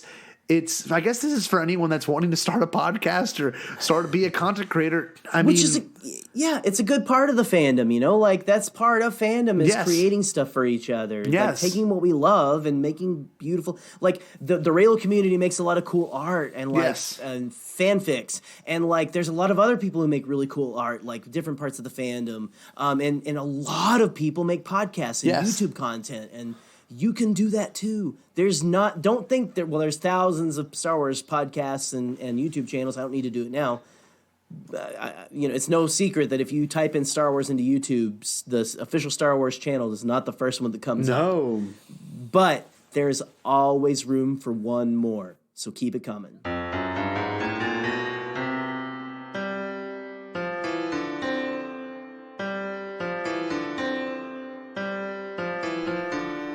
Hey everyone, it's Matt from Blue Bantha Milk Co. And I wanted to share what I think is my favorite thing about the Star Wars fandom, in particular the online part of it. It's the ability to have kind of, let's say, superficial kind of friendships, I guess, people that you communicate with, sometimes just at a very shallow kind of level, nothing too in-depth, that can then turn into something a hell of a lot better when you finally get to meet them at one of the big sort of fan events. You learn a lot about people online, and sometimes it's you instantly hit it off, and you find someone that you like to chat to and whatnot. But other times, you don't quite sort of cross that bridge, and it's not until you actually physically meet up with them at something like Celebration where you go, holy shit, these people are really cool, and they get it, and they get you. And particularly if you're from like a smaller town or a part of the world where fandom isn't as big as it is in, say, like the US, that can be a really powerful thing. It breaks down bridges and walls and all those things. No, hold on. It builds up bridges, breaks down walls. That makes more sense, doesn't it? I don't know. A really good example of that is, the video that you guys did reacting to the episode 9 trailer at Celebration. I was standing right next to you, right next to you, and we didn't even know it. And then just by chance, I got to see it, and, when it was being shared around YouTube, and there was something really cool and kind of powerful about that, because seeing you, Scotty, react to that trailer, that teaser drop, was one of my best memories of the entire event. I told people about this guy that I stood next to that was just absolutely losing it and having the time of his fucking life. And then we kind of met, but we didn't, but then we've ended up meeting online. So it's kind of gone the other direction, which I think is just awesome. Anyway, that's all. Thanks.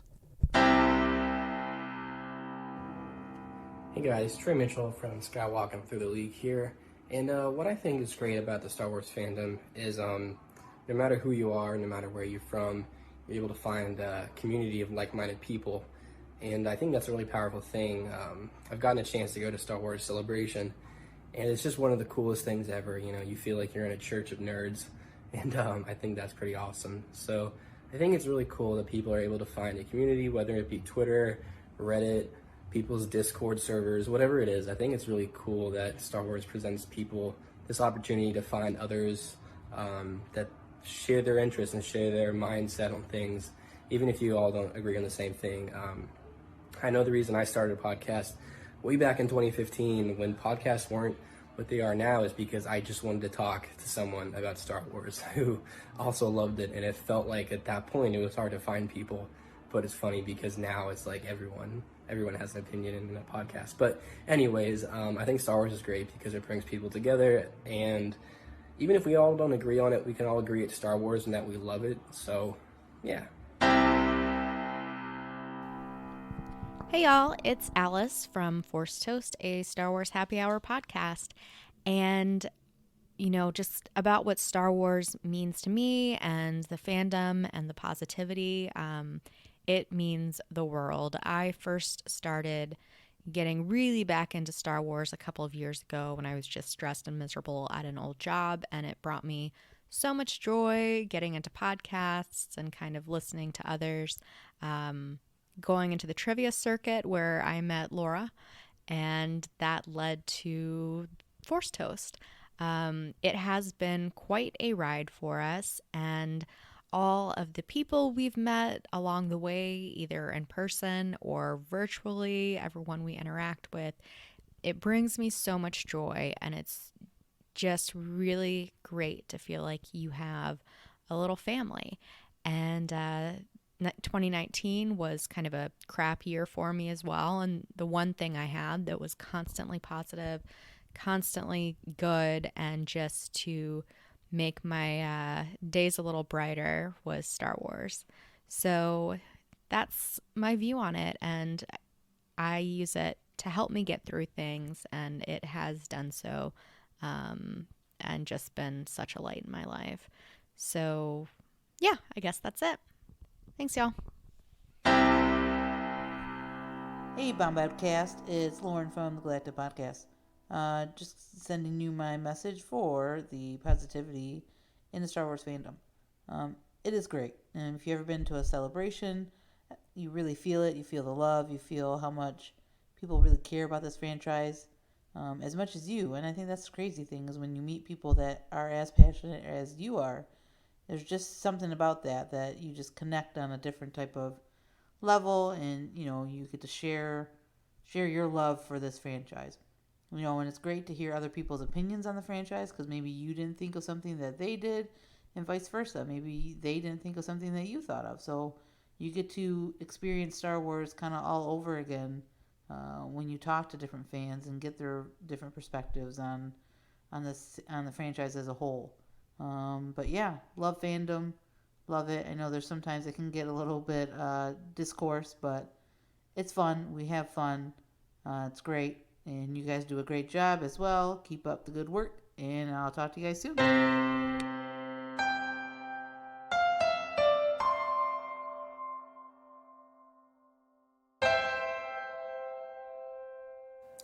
Gosh, another thing that is so amazing about Star Wars fandom is the community. And I know we've kind of already kind of brought it up talking about Celebration because it's hard to not talk about community when you talk about Celebration because it's just so like intermingled. They're like hand in hand, fingers laced, not hands cupped.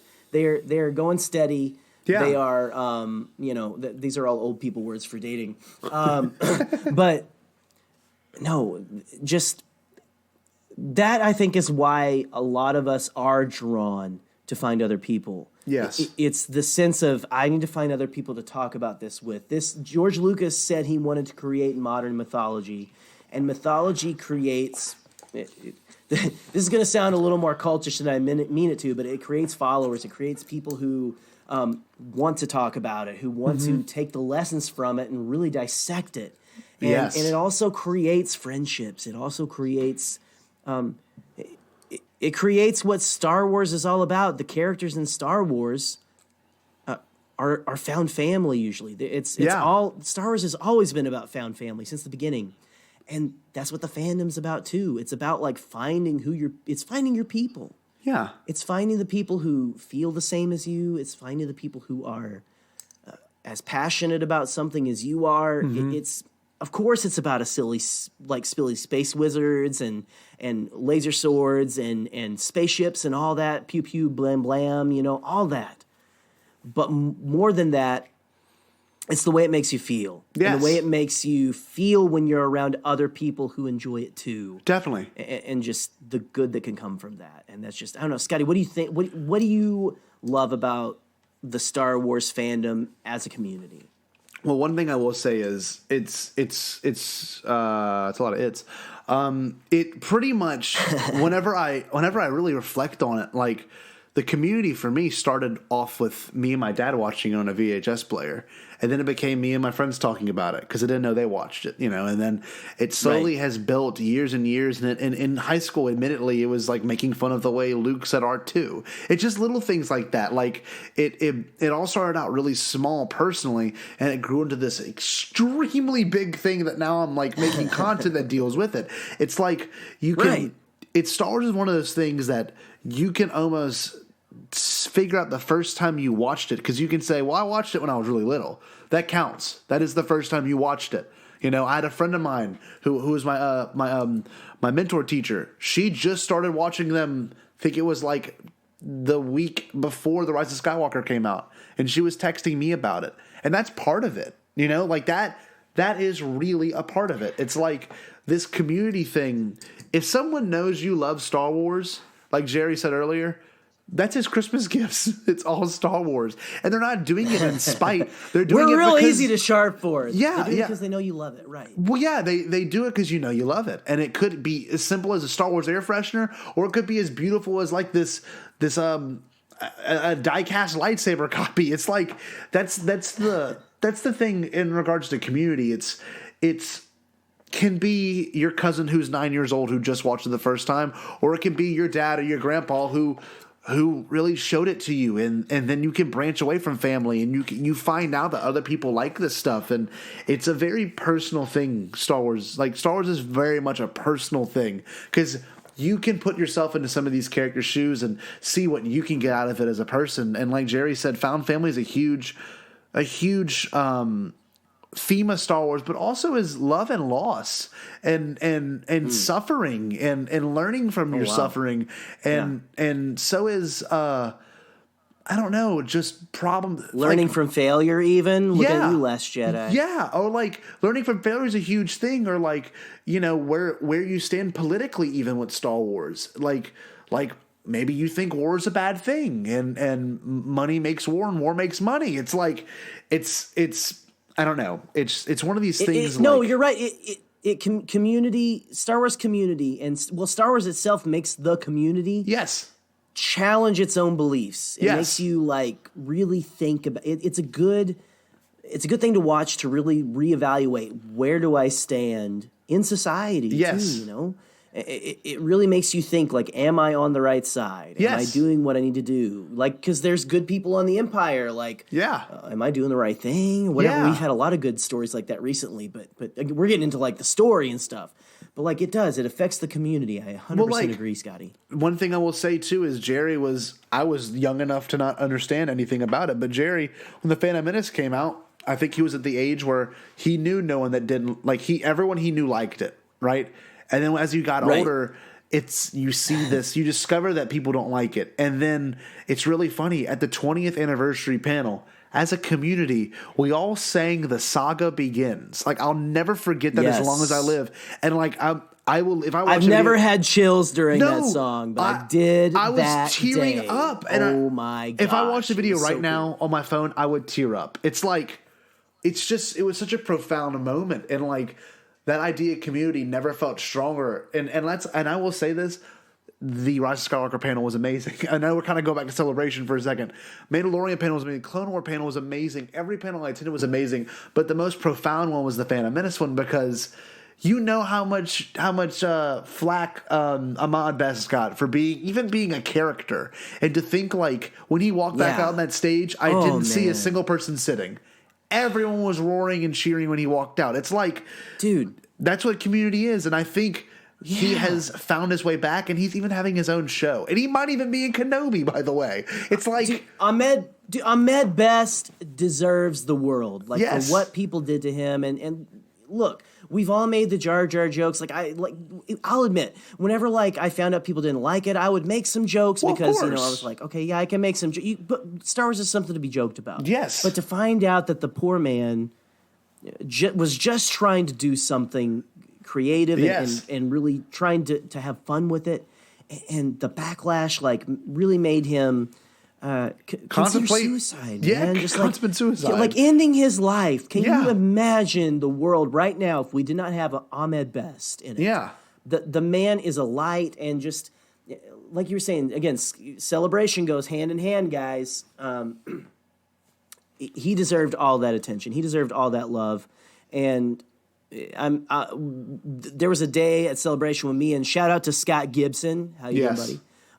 We were hanging out all day, and we were on the show floor, and they were like, "Welcome to the Star Wars show floor, Star Wars show stage, Ahmed Best." And I mean, there was a sea of people coming from the booths, like the vendor booths, to like crowding around the stage, like to people listen, just like marched, like automatically hearing that and like clapping. Me and Scott did it too. We were like, there was just such an air of like, it's just so positive. The Star Wars community, when you get down to it, we have our issues. Yes, but there is so much potential for so much good. Yes, and we've got to preserve that. That's what we've got to preserve. We can't let the naysayers get us down, because ultimately, this is a community. Mm-hmm. And community thrives on positivity, and it thrives on us working together.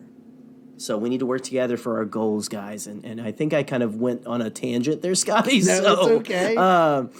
Continue. Continue, sir. By the way, Ahmed, if you are listening, sir, I'm not sure if you are, but we would love to have you on. Maybe we'll make it work. Come on, and congratulations on Jedi Temple Challenge. Yes, definitely. Yeah, no, in regards to the community thing, I think all's been said, and the beautiful thing about this episode is you've been hearing voices from people in our community and people that we haven't had the opportunity to have on our show, or we haven't had the opportunity to be on their show yet. But they were not hesitant to scratch our back and give us something that they thought was important. It's true. I mean, literally, let's be honest. Right. We asked something of them and they delivered, and that's within itself proves the power of community. Yes. These are people. We're all people like wanting to. We just want to talk about Star Wars. We want to talk about Star Wars with cool people. We want to have fun, and we want to help each other out. And again, the people who you have heard that have not been on the show, keep listening. Yes, because they are not going to be strangers to the Podcastt. Not a one of them. So all you guys, I don't know if you all are listening to this, but that is our intention. And there you go. Yeah, and one thing I will say before we kind of go to our audience mail-in responses, which is really kind of exciting to say. But yeah, before we go into that, just know that community is a beautiful thing when done right.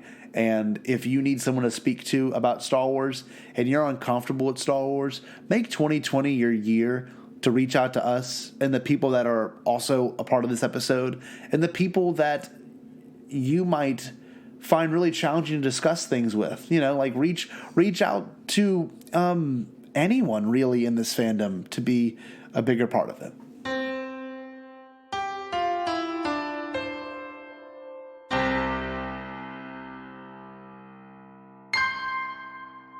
What's up, guys? This is Nedi from Women of the Wills, and I was invited on to talk about positivity for a quick hot sec. What are some of my favorite things about the Star Wars fandom? Well, I gotta say, the fans are my favorite part of the fandom, honestly. I love all the content creators, whether it be fan fiction, fan art, and anything and everything else in between. I love it all. I consume it all. It's amazing. And the fans are absolutely spectacular. Like, I have made so many awesome connections thanks to the fandom that I would never have made otherwise, and I am eternally grateful to Star Wars Fandom for that. Being a content creator myself, somebody who creates a lot of fan art and dabbles a little bit in fan fiction, and as a podcaster, I definitely am a content contributor. It's an awesome way to get involved in the fandom. I encourage anyone who, might not think that they're a content creator because they don't podcast, they don't create fan art. Well, you are, because you're contributing by being, in the spaces online, like say Twitter, for instance. I know not everybody's on there, but I myself am. And I love it so much because, first of all, okay, memes classify as creating content. You create memes, you're a content creator. And you don't have to be a content creator to enjoy the Star Wars fandom. Sit back, relax, enjoy, like we're all creating this content, we create it for ourselves. As a content creator, I don't do it so that other people can, comment, like, share, that's fun, that's nice. But I do it because it brings me joy. I love to do it. And I'm sure many other people feel the same way. And the interactions that we get with people who enjoy our work are honestly probably the best part of making that work. It's a great way to make connections. And again, the fandom is Star Wars fandom is awesome, guys, as a whole. You guys rock. And keep it up. Man, let's keep pushing on, and let's just keep doing what we love. Hi, this is Sean Fallon from the Blue Bantha Milk Co. YouTube channel. My favourite thing about Star Wars fandom is how welcoming it can be. There's tons of people who started watching it in 1977, there's people who joined it in the prequels, Solo, Rogue One, with the comics, with the books, with the audiobooks, with the radio plays, with the sequels. Baby Yoda has been a huge gateway for people who wanted to check out what it was, watched The Mandalorian, got hooked, wanted to know more, started watching Star Wars. The franchise is constantly welcoming to new people. There are bad eggs, but there's bad eggs in all fandoms. With Star Wars, though, there's always a sense that if you want to come join the party, there's always going to be space for you. And I hope that continues, and I hope we see more diversity in front of the camera, behind the camera, on the creative side. I'd like it to be a space that's welcoming to everyone, and gradually those bad eggs I mentioned will just get left behind, and we'll just move past them, and we'll all go forward together. So yeah, that's what I love about Star Wars fandom. Hey, this is David. And this is Timothy. And we are As Father and Son. We appreciate the Podcast guys for asking for our thoughts on positivity and what unites the Star Wars fandom. For us, fandom is all about celebrating what you love, and we really love Star Wars. We really, really do. And we love the Star Wars fandom as well. Since joining this community around March of 2019, we've made so many great friends like Jerry and Scotty online. And hearing them talk about their love of all things Star Wars is such an inspiration to us and to this fandom. Star Wars is about connection, and people coming together not because they have to, but because they want to. Being part of this fandom and getting to share our love of it feels like part of that. It's getting together with other people who have been impacted by this same thing that has meant so much to us, and it's such a meaningful thing to talk about with other people who just get it. For me, what unites us as fans is seeing other mutuals online who would otherwise be total strangers share something that clicks, and we have the same emotional investment in an image or a moment or a line of dialogue that connects us because of our mutual love of this one thing. And it doesn't matter if that person is in Australia or North America, our love for Star Wars binds us together. Positivity isn't something you plan, it's a reaction, it's a mindset. There's nothing wrong with going into things with a critical eye, but sometimes you just need to love something and love it deep because it makes you happy. We all need something that can just make us happy, and I think that's what Star Wars is for. Exactly. And the overall theme of Star Wars is hope. And the end of the saga has captured this hope. It doesn't matter where you came from. Nowhere, legendary blood, or ancient evil. It matters who you choose to be. So from the bottoms of our Star Wars loving hearts to yours, thank you, Star Wars fans. And may the Force be with you. Hello, everyone. We are Girls with Sabers. I am Luthien. And this is Imrus. And we're going to say what we love about the Star Wars fandom. What I love about the Star Wars fandom is that it is so full of it is the widest age range in a fandom that I have ever seen, where you got kids as young as 3 and you have adults. I've seen Star Wars fans in their 90s come out of the woodwork. I mean, it transcends age. It transcends gender. It's a phenomenal fandom to be in, and even though right now it's a bit tumultuous, like, I mean, it has been for the past 20 years, but I mean, you could say that about the original trilogy, but that's what I love about it, is it's this mixed bag of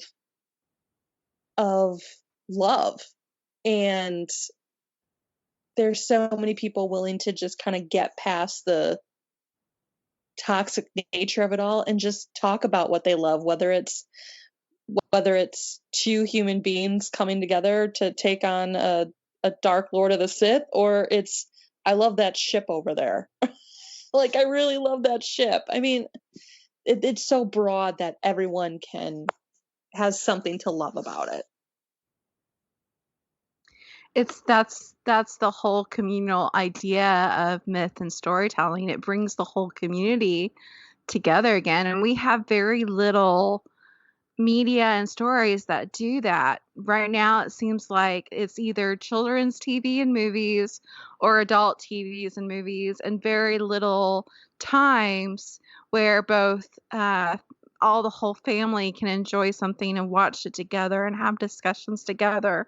So it's multi-generational, but it's also allows for multiple levels of creativity. And I love seeing the artists and musicians and storytellers take up Star Wars and then write their own stories and are inspired to do so because of Star Wars. That is one of my favorite aspects of this fandom, is seeing the art that it produces and the stories that it produces. And that's how you know something has hit the heart of a culture, is when it inspires other art, and that art continues forever. So I hope we are all like Rose, that we decide to say what we love instead of destroying what we hate. Hello, boyos. Brad here from the Friends of the Forest podcast. What I love about the Star Wars fandom is the amount of creativity I see on a daily basis, whether it's fan art, in-depth metas, fan fiction, or just some of the incredible podcasters out there. You're always able to learn something new from the friends that you're able to make through this fandom. And I think friendship is definitely one of the best parts of this fandom as well. For me, I've met so many incredible people who have different perspectives and experiences, and those have reshaped the way that I reinterpret the franchise and look at the story that I'm being told. And I think it's important to not get too complacent in the way that you look at Star Wars, but to challenge your beliefs and unlearn what you have learned, as Yoda might say, and to keep an open mind. I've been so fortunate to have some amazing guests on my show that teach me something new each episode, and even my favorite podcasts, such as What the Force, Sky Talkers, Blast Points, Binge Mode, those are all something that I look forward to each and every week, because I know I'm in for a new learning experience. And yes, there can be certain parts of negativity in the fandom, as is the case with anything in life, but it's a matter of finding your own family in that fandom, and found family is such an important part of Star Wars. And if you can find those people that make you feel accepted, who respect you, who advocate for you, and who listen rather than dictate, I think that's when you get an incredibly healthy fandom, and those same people love Star Wars just as much as you do, and a healthy fandom is a happy fandom. And I think we can all strive to make a more inclusive fandom that is for everybody, and it starts with the creativity. It starts with friendship. So thank you guys for doing this, and may the force be with you always.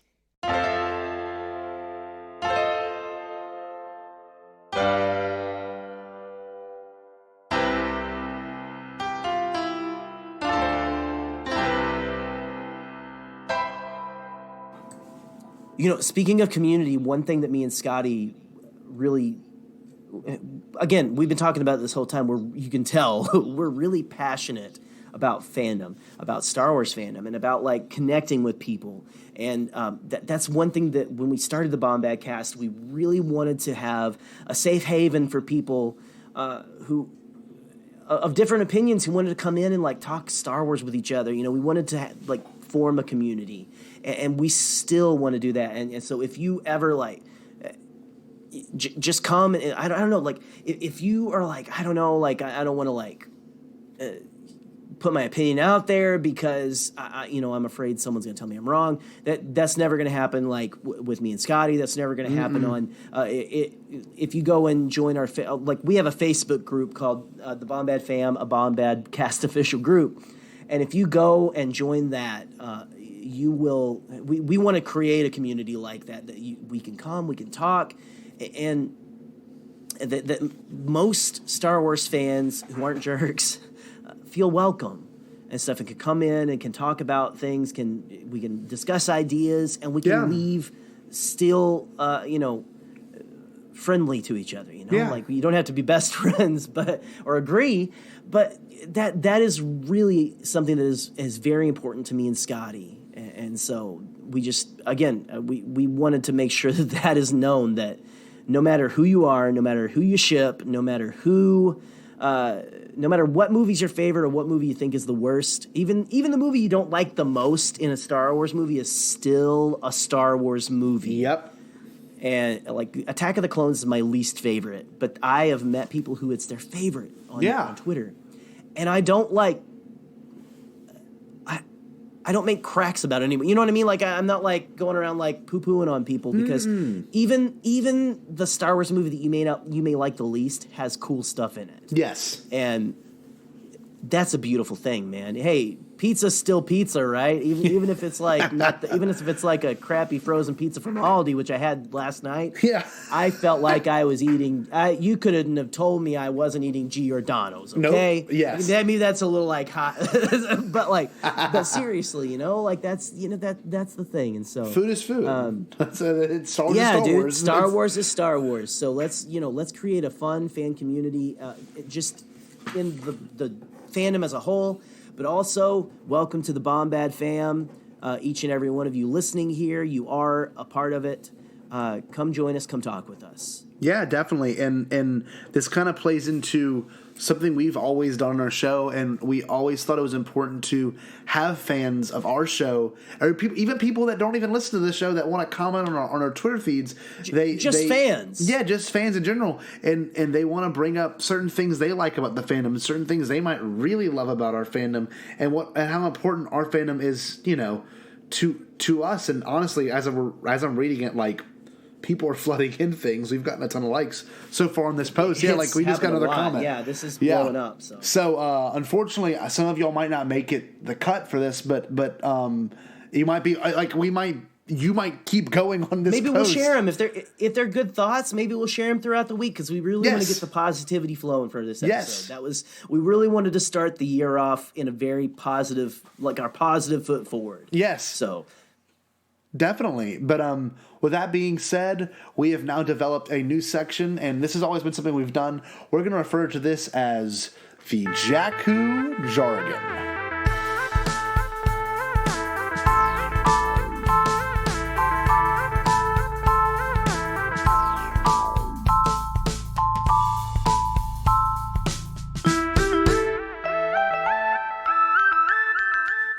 Gosh, I love that song, Scotty. Scotty has been working really hard over the break on some like new music, segment music and things like that. This is all Scotty makes all of this music, guys. Okay, Scotty works tirelessly in like a little sweatshop. I think in a cellar he dug below his thing. I don't know if you can do cellars in Louisiana or not. No. But like it's okay.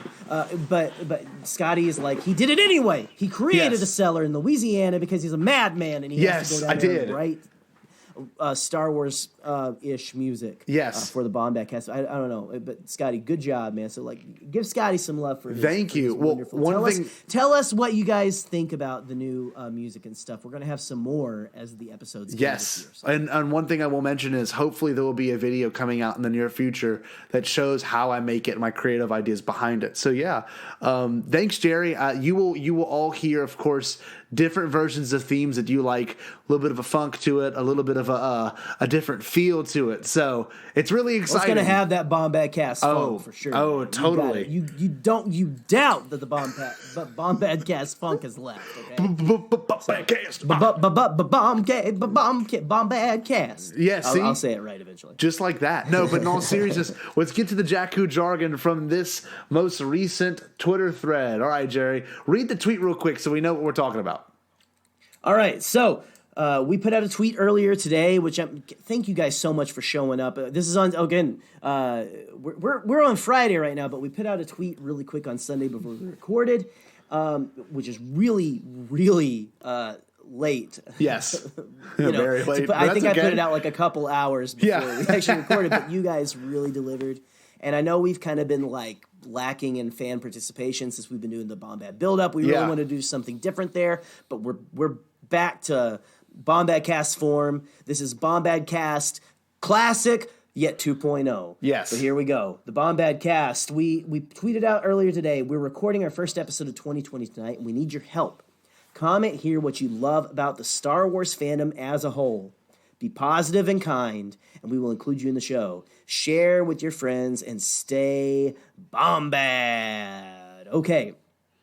So, we have from Benjamin L. Akers. It sounded like I almost said Benjamin Lakers, but it's Benjamin L. Akers. Yes. Benjamin is he's a fan of the Resistance broadcast. He is a avid listener of the Bombad cast. Thank you so much for listening, Bob. Seriously, Ben, thank you. Seriously, dude, we thank you for participating. Thank you for appreciating our podcast, but also participating in it as well. Like we really, dude, I love like talking with you online. So yes, but Benjamin says, I love being able to not only meet but learn from others with different backgrounds, from different countries. And have different who have different values. They've made me a better all-around fan. # stay Bombad. # Star Wars. Love that you kept. I haven't read these yet, and so I'm loving. I'm seeing a pattern here. People are using the # stay Bombad. Thank you guys. That's is awesome. So cool. That is awesome. Yeah, that's what, dude. That's what. When we say stay Bombad, stay positive, man. Yeah. Stay positive, stay kind, silly, like have fun with Star Wars. Stay Bombad. Yeah. That's what we mean. But that's what we've been saying this whole episode though, Scott, right? What do you think about Benjamin's little comment here? It's the idea of like having different backgrounds and different countries and different cultures and different values is such a huge thing. That's what really makes this a united fandom. That's the beauty of the World Wide Web too. There's a lot of dark stuff that might happen. There's a lot of things that you might not be happy about in fandom, but still you find that niche group that likes the things you like and has different opinions, and you can have the opportunity to open your mind, and not only open your mind, but open your heart. So yeah, great. Absolutely. Beautiful. No, well, and I tweeted something out a while ago. I think I listened to shout out to our friend Nedi, who is part of the Women of the Wills podcast, and I don't know. You guys you're going to hear from her for sure, and, definitely, and her podcast friends as well, because we want to have them on for sure. But I listened to their episode about women in the fandom, and I put out a tweet, and this is not like, oh, I'm giving myself a pat on the back, because I don't. Honestly, I'm like, I don't feel like I deserve pats on the back and stuff sometimes, but it's something I've learned from being around other people of different like ideas and from different backgrounds and things like that, and it's something that I've learned, and so I wanted to share it, because that's what you do when you learn something that you feel is valuable. You really need to blast it out. Yes, you really do. And one thing I said, again, this is not like, yay, good for you, Jerry. This is like, you guys, this is something that everyone needs to know. You cannot understand someone else's perspective until you listen to them. Yep. And that's something I tweeted whenever I listen to, not that I've been very critical of people who didn't like Rise of Skywalker, but I had some issues with Rise of Skywalker as well, even though I love it now. But I listen to a bunch of podcasts who maybe have different different opinions than me. And that is, Benjamin, you're 100% right, dude.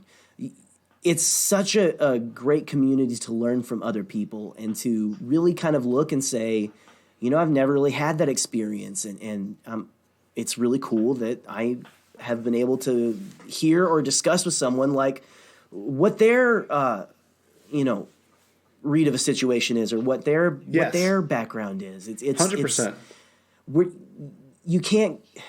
It's something that you can't get just in everyday normal life if you're not really kind of looking out into the world. You can really stay in your own bubble and really think this is just the way things are, is the way I see it. And so, good, dude.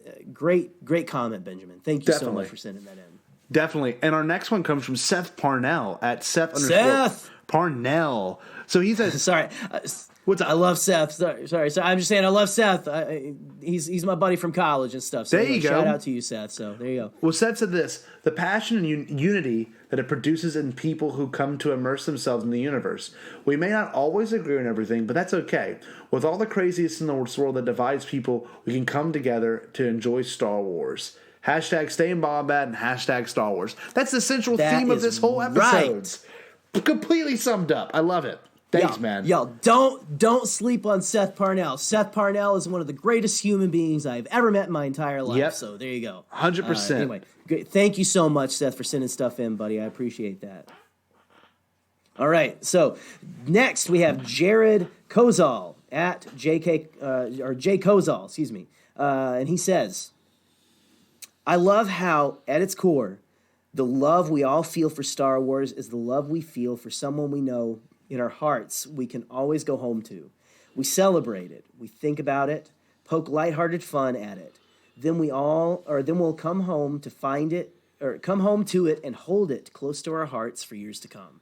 Wow. Holy cow. Again, we haven't read any of these yet, guys. No, we haven't. Jared, how dare you, sir, for trying to make me cry. You know me and Scotty are already we do not hold back on the emotions. No, we do not. We're real people. Yes. We feel it, and when we feel it big. Definitely. And so and again, hey, YouTube commenters out there, it's not just Scotty, okay? I know I'm not completely in the video, but man, the last time I watched Rise of Skywalker, Scotty, I was sitting in my seat like I was not trying to hold back the tears. I was holding back the tears a little bit, but I was physically shaking, dude, in my seat, going The part that always gets me is when Chewie reacts like that. I think for the rest of my life, that'll get me. That's one of those moments. But with that being said, that's the kind of things you hold in your hearts, and that's the kind of thing you look back at it, that experience of seeing this movie for the first time. It's looking down at Eric whenever he says the dark side's a pathway to, that moment will forever be something that I will relate to Star Wars. And it's so weird to think. Absolutely. The first feeling I felt when Rey almost destroyed the transport, I was there's no way. No. It was one of those moments. But with that being said, I love that. That's a great analogy, though. It's the love we feel for Star Wars. That's such a great thing, Jared, to tie it to. Yes, it reminds us of the person who is that someone that we love, or the people that we love. It can be more than just one person. It could be your family, it could be your friends, the found family. It could be your significant other. Yes, your husband, your wife, your boyfriend, your girlfriend, whoever, and. That's just so powerful, dude. That's great. I'm probably going to retweet a lot of these things because you guys are fantastic. Yes. So thank you so much. Well, The next one's from Martin Mead at Star Wars Fan The One. It says, I love coming together, the camaraderie, and remembering the good times and reminding us why we love this spectacular space drama. And essentially, that's all it is. It is a giant space soap opera. And we happen to be the biggest fans of a soap opera ever. Like, seriously. It literally is. It's literally like the genre that I've heard. Again, whenever you're like a little kid and stuff, you never hear the term space opera. But now that I'm older and stuff, I hear space opera all the time. And go watch General Hospital for even 10 minutes and you're going to see like, oh, someone had a twin sister they never knew about. And like they were separated at birth because their father was evil. But he was once the nicest person ever, and it just scenery chewing villains and all. It's so a soap opera. And again, dude, Martin, 100%. Like, again, it's what we've been talking about this whole time, Scotty. It brings us together, and that's awesome. Totally. And our next one, this is an amazing comment. Jay, read it for us real quick. This is awesome. Let's see. So. Excuse me, pardon me. You're gonna have to pardon me on the pronunciation of your name here. I apologize, but Sartaj Sini and Sartaj Governed Sin. Let's see. They said that I love the subgroups of Star Wars fandom, whether it's the pages about Reylo, Obi-Wan Kenobi, or Shakespeare and Star Wars. They're creative and express their love of the franchise in a unique way. That is so damn good. Right, man. 100%, man. All of us, the Reylos, the Finpos, and other people who may have not, even if you don't ship anybody or anything like that, just all of us as Star Wars fans, coming to a positive place. Yeah. If you're coming from a place of positivity and like you just want to love this and you want to like make sure that you're like loving people too.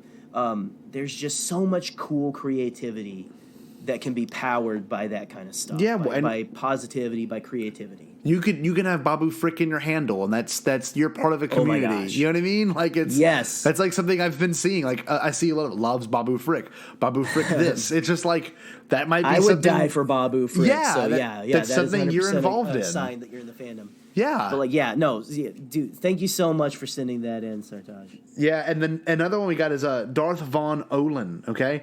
At Darth Von Olin, okay? Way to get your handle, John Hoey.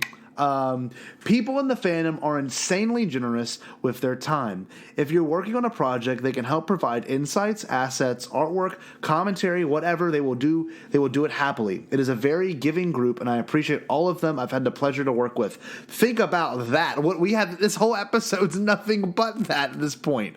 You know? Yeah. It's amazing. It's this community that we asked people in this community to reach out and see if they can give us any outlook on what they feel at the fandom and positivity, and they did. They delivered. And you're hearing that, or you've heard that at this point. So that's you are hearing not real time. You're hearing it right here. It's amazing. Yes. It's that thing exactly. And but who's our next one, Jerry? We have one of my probably favorite Twitter names I've seen, especially with the theme of this episode. It is Darth Kindness. Yes. At Darth_Kindness.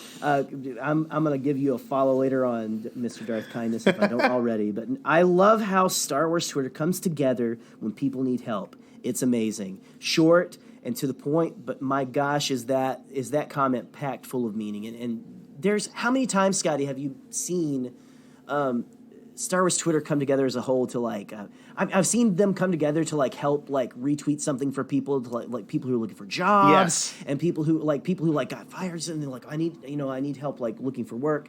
And I've seen them come together to really like maybe raise money for people and like just so much cool stuff, man. That's such a cool thing about the Star Wars community. Can I bring up one thing that I thought was a great moment for everyone, which is actually absolutely you're kind of benefiting from someone else's mistakes or failures. But when it was announced that they cut Jedi Collider Council, that was a lot of people, and I know Jerry can attest to this. That was a lot of people's introduction to Star Wars podcasting, and a YouTube community. It was mine. Yeah. Like I had kind of fallen off recently, but I'd gotten back on because they'd kind of changed hosts and stuff. Yeah, but go ahead, Scotty, with your point. I'm sorry, that was so derailing. whenever they did cut it, and it was made public that they cut it, and a couple of people that were a part of it did unfortunately lose their jobs and their positions with the company.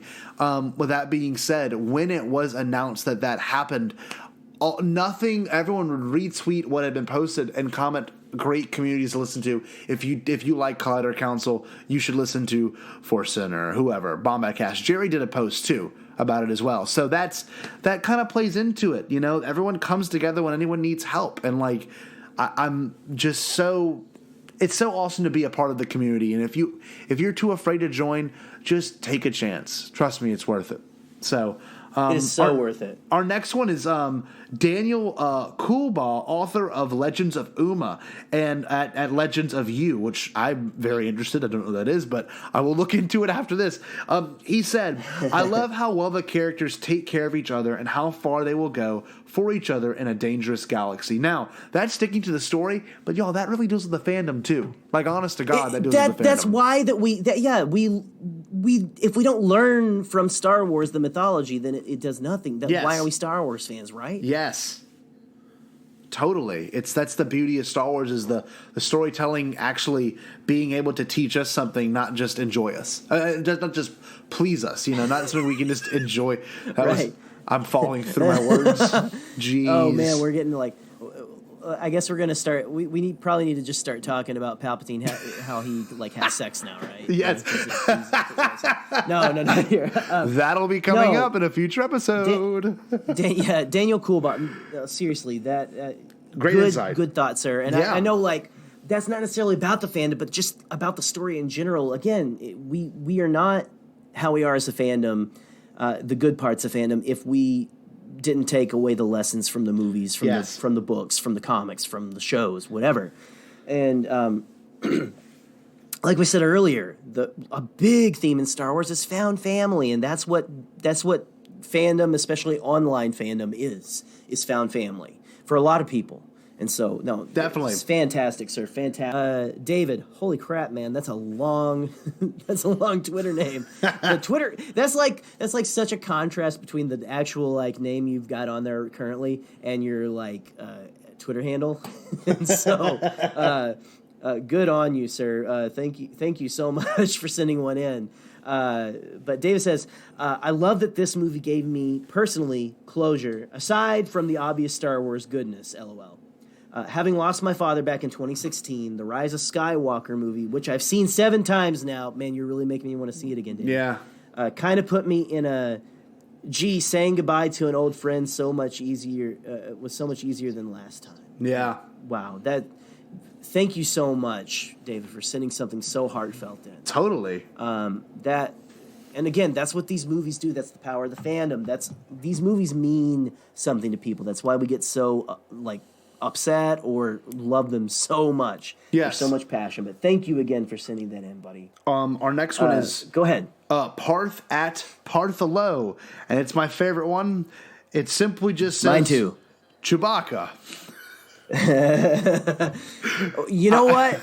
Chewbacca is the best part of the Star Wars fandom, for sure. I love that. I haven't heard anyone cover yet. I think my favorite Chewbacca noise is the newest one, which is the one where he gets caught. Scotty! He gets caught by the first order troopers, and he just goes. I don't even remember the noise. It's like Scotty, we are the same person because I can't believe no one has been talking about this. No one's brought it up yet. Chewbacca made a new noise. Yes, a new noise, and it was hilarious. I've really noticed that. I'm like, wait a minute, that's not that doesn't. I mean, I'm sure they've made new ones in the new trilogy. They have. Sure they don't just recycle things, but that was the first one where I was like, that is a noise we've never heard Chewbacca make before. I'm so here for it. He's like, like he was sad.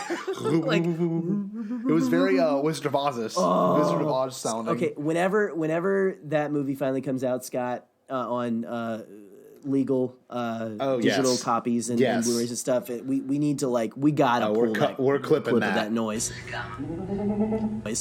And anytime one of us makes like a flub or something, we need to play the.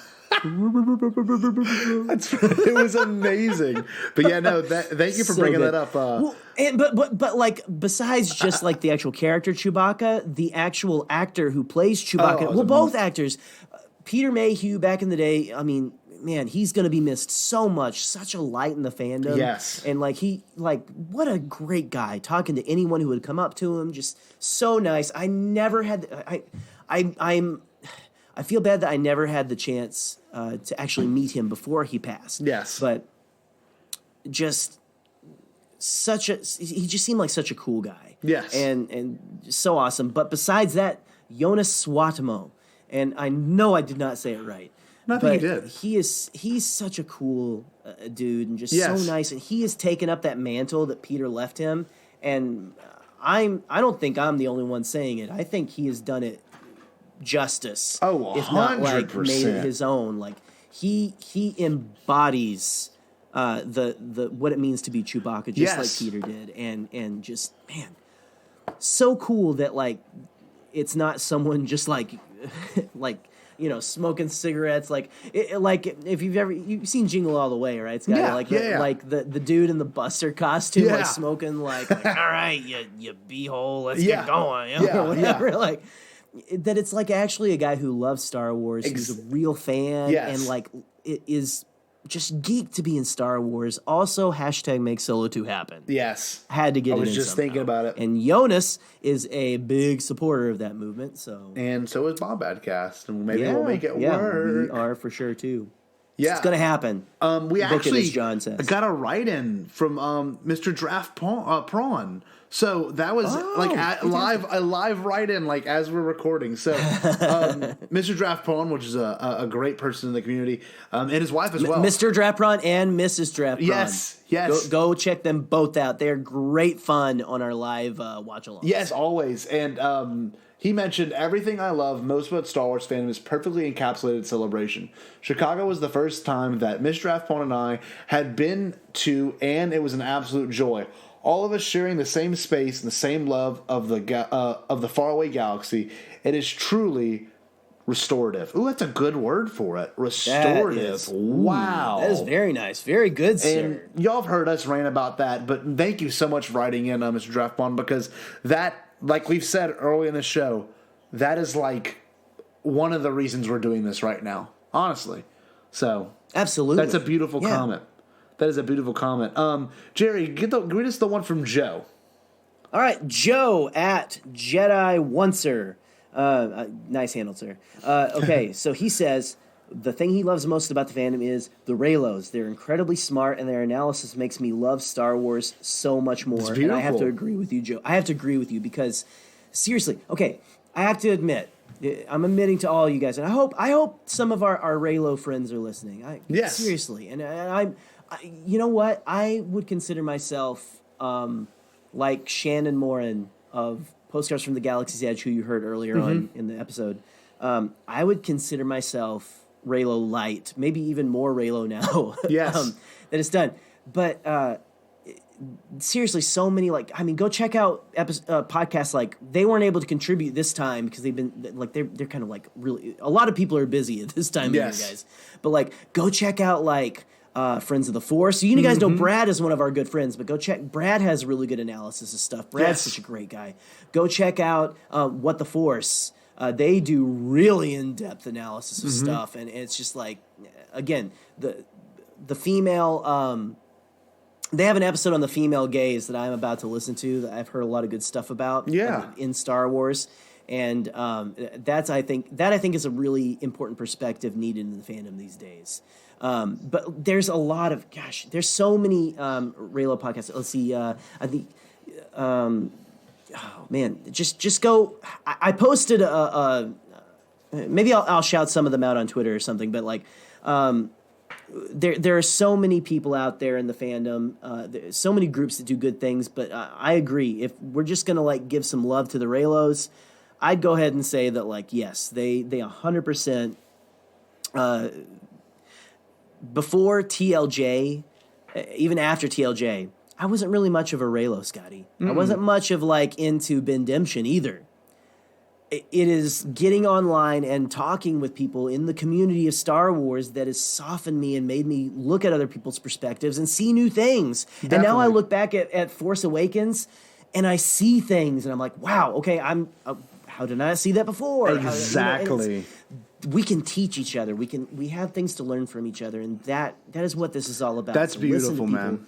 And Joe, thank you so much for writing in, man. But Totally. yeah, go give some Raylo some love on Twitter today. You know, like go like shout out a Raylo that you love, a content creator and stuff, and like just shout out people, man, guys. That's the best thing you can do. And who else do we have there, Scotty? Well, as of right now, this is our last one in the thread. So unfortunately, if you did not have the opportunity to hear yourself on here, we'll make sure that any other times we put out threads, make sure you try to get us as soon as possible.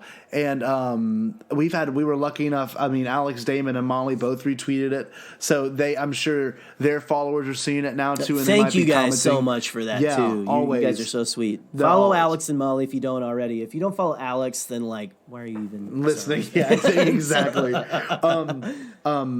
Geek Mom at Brenna Boo 927 said, "I love this fandom because of living spirit and charity that is done. The 501st are known over for going to children's hospitals. We have pulled together recently and raised money to Adam Driver's Charity for Vets. Local groups have done food drives and raised money for cancer. I also love that there are multiple generations to this fandom and that giving spirit is passed on. This fandom gives with its whole heart in everything we do." And I think that's honestly the best way to end this whole entire idea is the Absolutely. very last thing that's stated in this. The very last thing being that this is generational. I mean, if you keep up with Jerry, you know that Jerry's daughter recently just did the Ben Solo challenge, and it was hilarious. But And she wanted to do it multiple times too, but she thinks that the goal of it is to get mad and throw the lightsaber now because everyone thought it was funny. So yes. thank you. And it was very funny. But with that being It was said, hilarious. the generational thing is huge. I wouldn't be here if my father and my grandfather didn't show me and if it wasn't discussed in my family. Right. And a lot of people haven't had that opportunity yet, but when they do, they could find people like us. They can find community they want to talk to and people like you. Well, if it wasn't for my cousin, I just got to give a real quick shout out to my cousin Joey, who's out there. I don't know if you're listening to this or whatever. I'll give you a shout out on Facebook because I don't even know if you're on Facebook, but he is who got me like deep into Star Wars, and I'm thankful for it every day. I got to watch Solo, a Star Wars story with him because I went down to Arkansas to visit, and that was just such a cool experience. And you're absolutely right, Scotty. This is passed on. It's generational. You're right. Geek Mom. Seriously. That's probably the most beautiful way to. It's so cool. To It's the best way to summarize end it. to summarize everything we've done. It was because someone showed this to you, or you went out yourself and you've heard things about it and you wanted to watch it, and that's the beauty of this whole thing. If I hadn't found some way to listen to Resistance broadcast back in October of 2017, I know I wouldn't be doing this. And it's just that first Absolutely. step. These are your first steps, and like Obi-Wan said in The Rise of Skywalker, these are your final steps. So it's beautiful because Star Warsy goodness. It is. It's beautiful, but thank you everyone so much for writing in and being a part of the first Jakku jargon of 2020. It's super awesome. You know what? If I can cap off our first Jakku jargon of all time, but also the first Jakku jargon of 2020, and if I can cap off this discussion about positivity and fandom and fandom, our friends. Cap it off. Do it. Taking what you said, Scotty, and inspired by Geek Mom. Again, thank you all so much for sending in your responses. You've overwhelmed us tonight in the best way. This is, and again, what we're talking about. But you said, Scotty, you were like, we're here because someone shared it with us. So here is a call out to all of you who are listening right now. Go out and share it with someone else. Wow. And I think that's the most beautiful, powerful, best That's way. It's such a good end statement. This discussion. Go out and share it. Yeah. Share content creators that you like. Share people but mostly share this moment, crazy space saga that we love, and bring people into this fandom, the positive part of the fandom, because it's here, it's not leaving. Even in the darkest times when it seems like it's gone, we're still here. That's beautiful. We're still good people. And I got another thing, man. Regardless of how you feel about Rise of Skywalker, that part at the end where Lando shows up with the entire fleet, like that. Not even a fleet. It's almost the entire galaxy comes there, and you hear the first order or the final order officers going. No, excuse me, it's General Pride. He goes, where do these ships come from? They have no navy. He goes, it's not a navy, sir. It's just people. There you go. That is the power Star Wars fandom has. It is. They win by making us feel alone. So if you can take anything positive away from Rise of Skywalker and this episode, take away that. And that was my soapbox, Scotty. That was beautiful. Guys, we made it. I don't think we can end this episode any better. So hope you enjoyed our episode coming back into 2020. Jerry just poetically shut it down in an amazing way. Yeah, so this is what you can expect from us in the future. And you only get an episode. You probably only get one a year, so that's probably me for the rest of the year. I should have said this earlier, too. But this is our first episode back where it's just you and me. And it just dawned on me now. I kind of dig it, It's like, it's classic, man. Yeah. I mean, I love having people on. I love, hanging out. But, I don't know. And you guys are going to see. We got kind of a format plan for our episode drops and stuff. But, I really dug. And I thought this was important for us to, have this be, just me and you. For this, very therapeutic. This first episode, Scotty. Hopefully nice. Hopefully for the listener. Hashtag... Yeah. Well, hashtag Bombad Therapy. There you go, Bombad Therapy. I mean, that's gonna be a t-shirt one. So I got a couple t-shirt ideas written down. I got Bombad Therapy. I got Star Wars is Star Wars. Send us send us some t-shirt ideas that you guys might like. Yes. And stuff. Again, we're really stepping up our merch game this year. So it's amazing. Yeah. No. Jerry, thank you. Always a pleasure doing this, and hopefully y'all got something out of it as well. I'm going to go to bed now. I know I did, but I guess to plug in what we've got coming up, we've got all kinds of new things coming out on social media. Like I said earlier, we got phone backgrounds. We've got all kinds of new swag that'll be dropping the day this episode drops. So hopefully when you're done, if you want to get yourself a new Bombad shirt, there will be a design up. There'll be definitely new things to look forward to, short form content. There'll be all types of I guess, entertainment coming to you throughout this year, but we're trying to really start off strong. We're going to have a live stream in February again. We're going to have another giveaway in February. We're going to make sure that this year is the year of the Bombad and that everyone has a chance to be a part of it. So, Jerry, without anything else, we can, of course, plug. I mean, I'm Scotty Jarrow. You can find me on Twitter.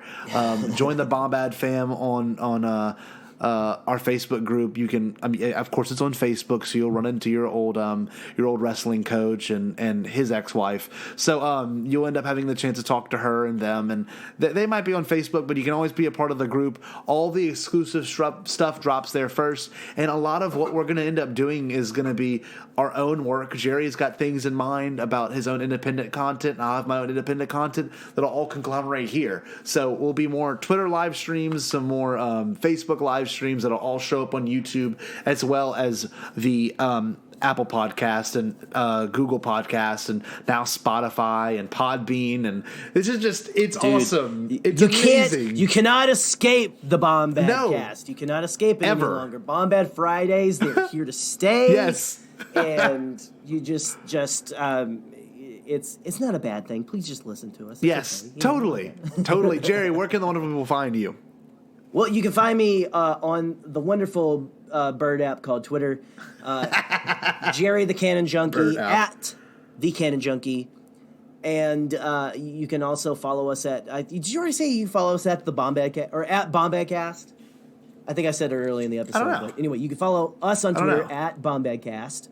Well, I'm saying it now. There we go. We have. Again, we mentioned at earlier in the episode, we're talking about forming fandom and community. Go join the Bombadcast or the Bombad Fam, a Bombadcast official group on Facebook. We're over there. We're hanging out with all the cool people. I usually make a joke about how there's only old people and boomers on Facebook, but I'm not going to do it this time because we're being positive. Darn it. We're being positive. There's a lot of good, hip people on Facebook. There is. And also people who are very out of touch with society, but it's okay. But no, come over there, hang out with us, and just, let's get some discussions going, guys. But Besides all that, again, be watching that TeePublic Podcastt store.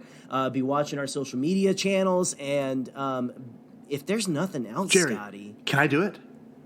I've never asked to do it before. Oh. Starting Yeah, usually I just like kind of 2020. throw it on you. Oh, wow. I'm intrigued by this. Ooh. All right. Okay. You Lean know what? into it, because You know what, it's going to be Scotty? big. It's going to be Go big. on.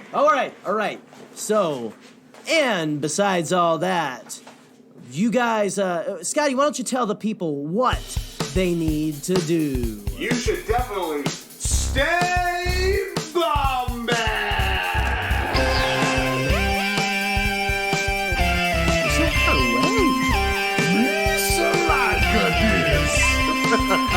We need to get. You said no thinking. You said later time to go get.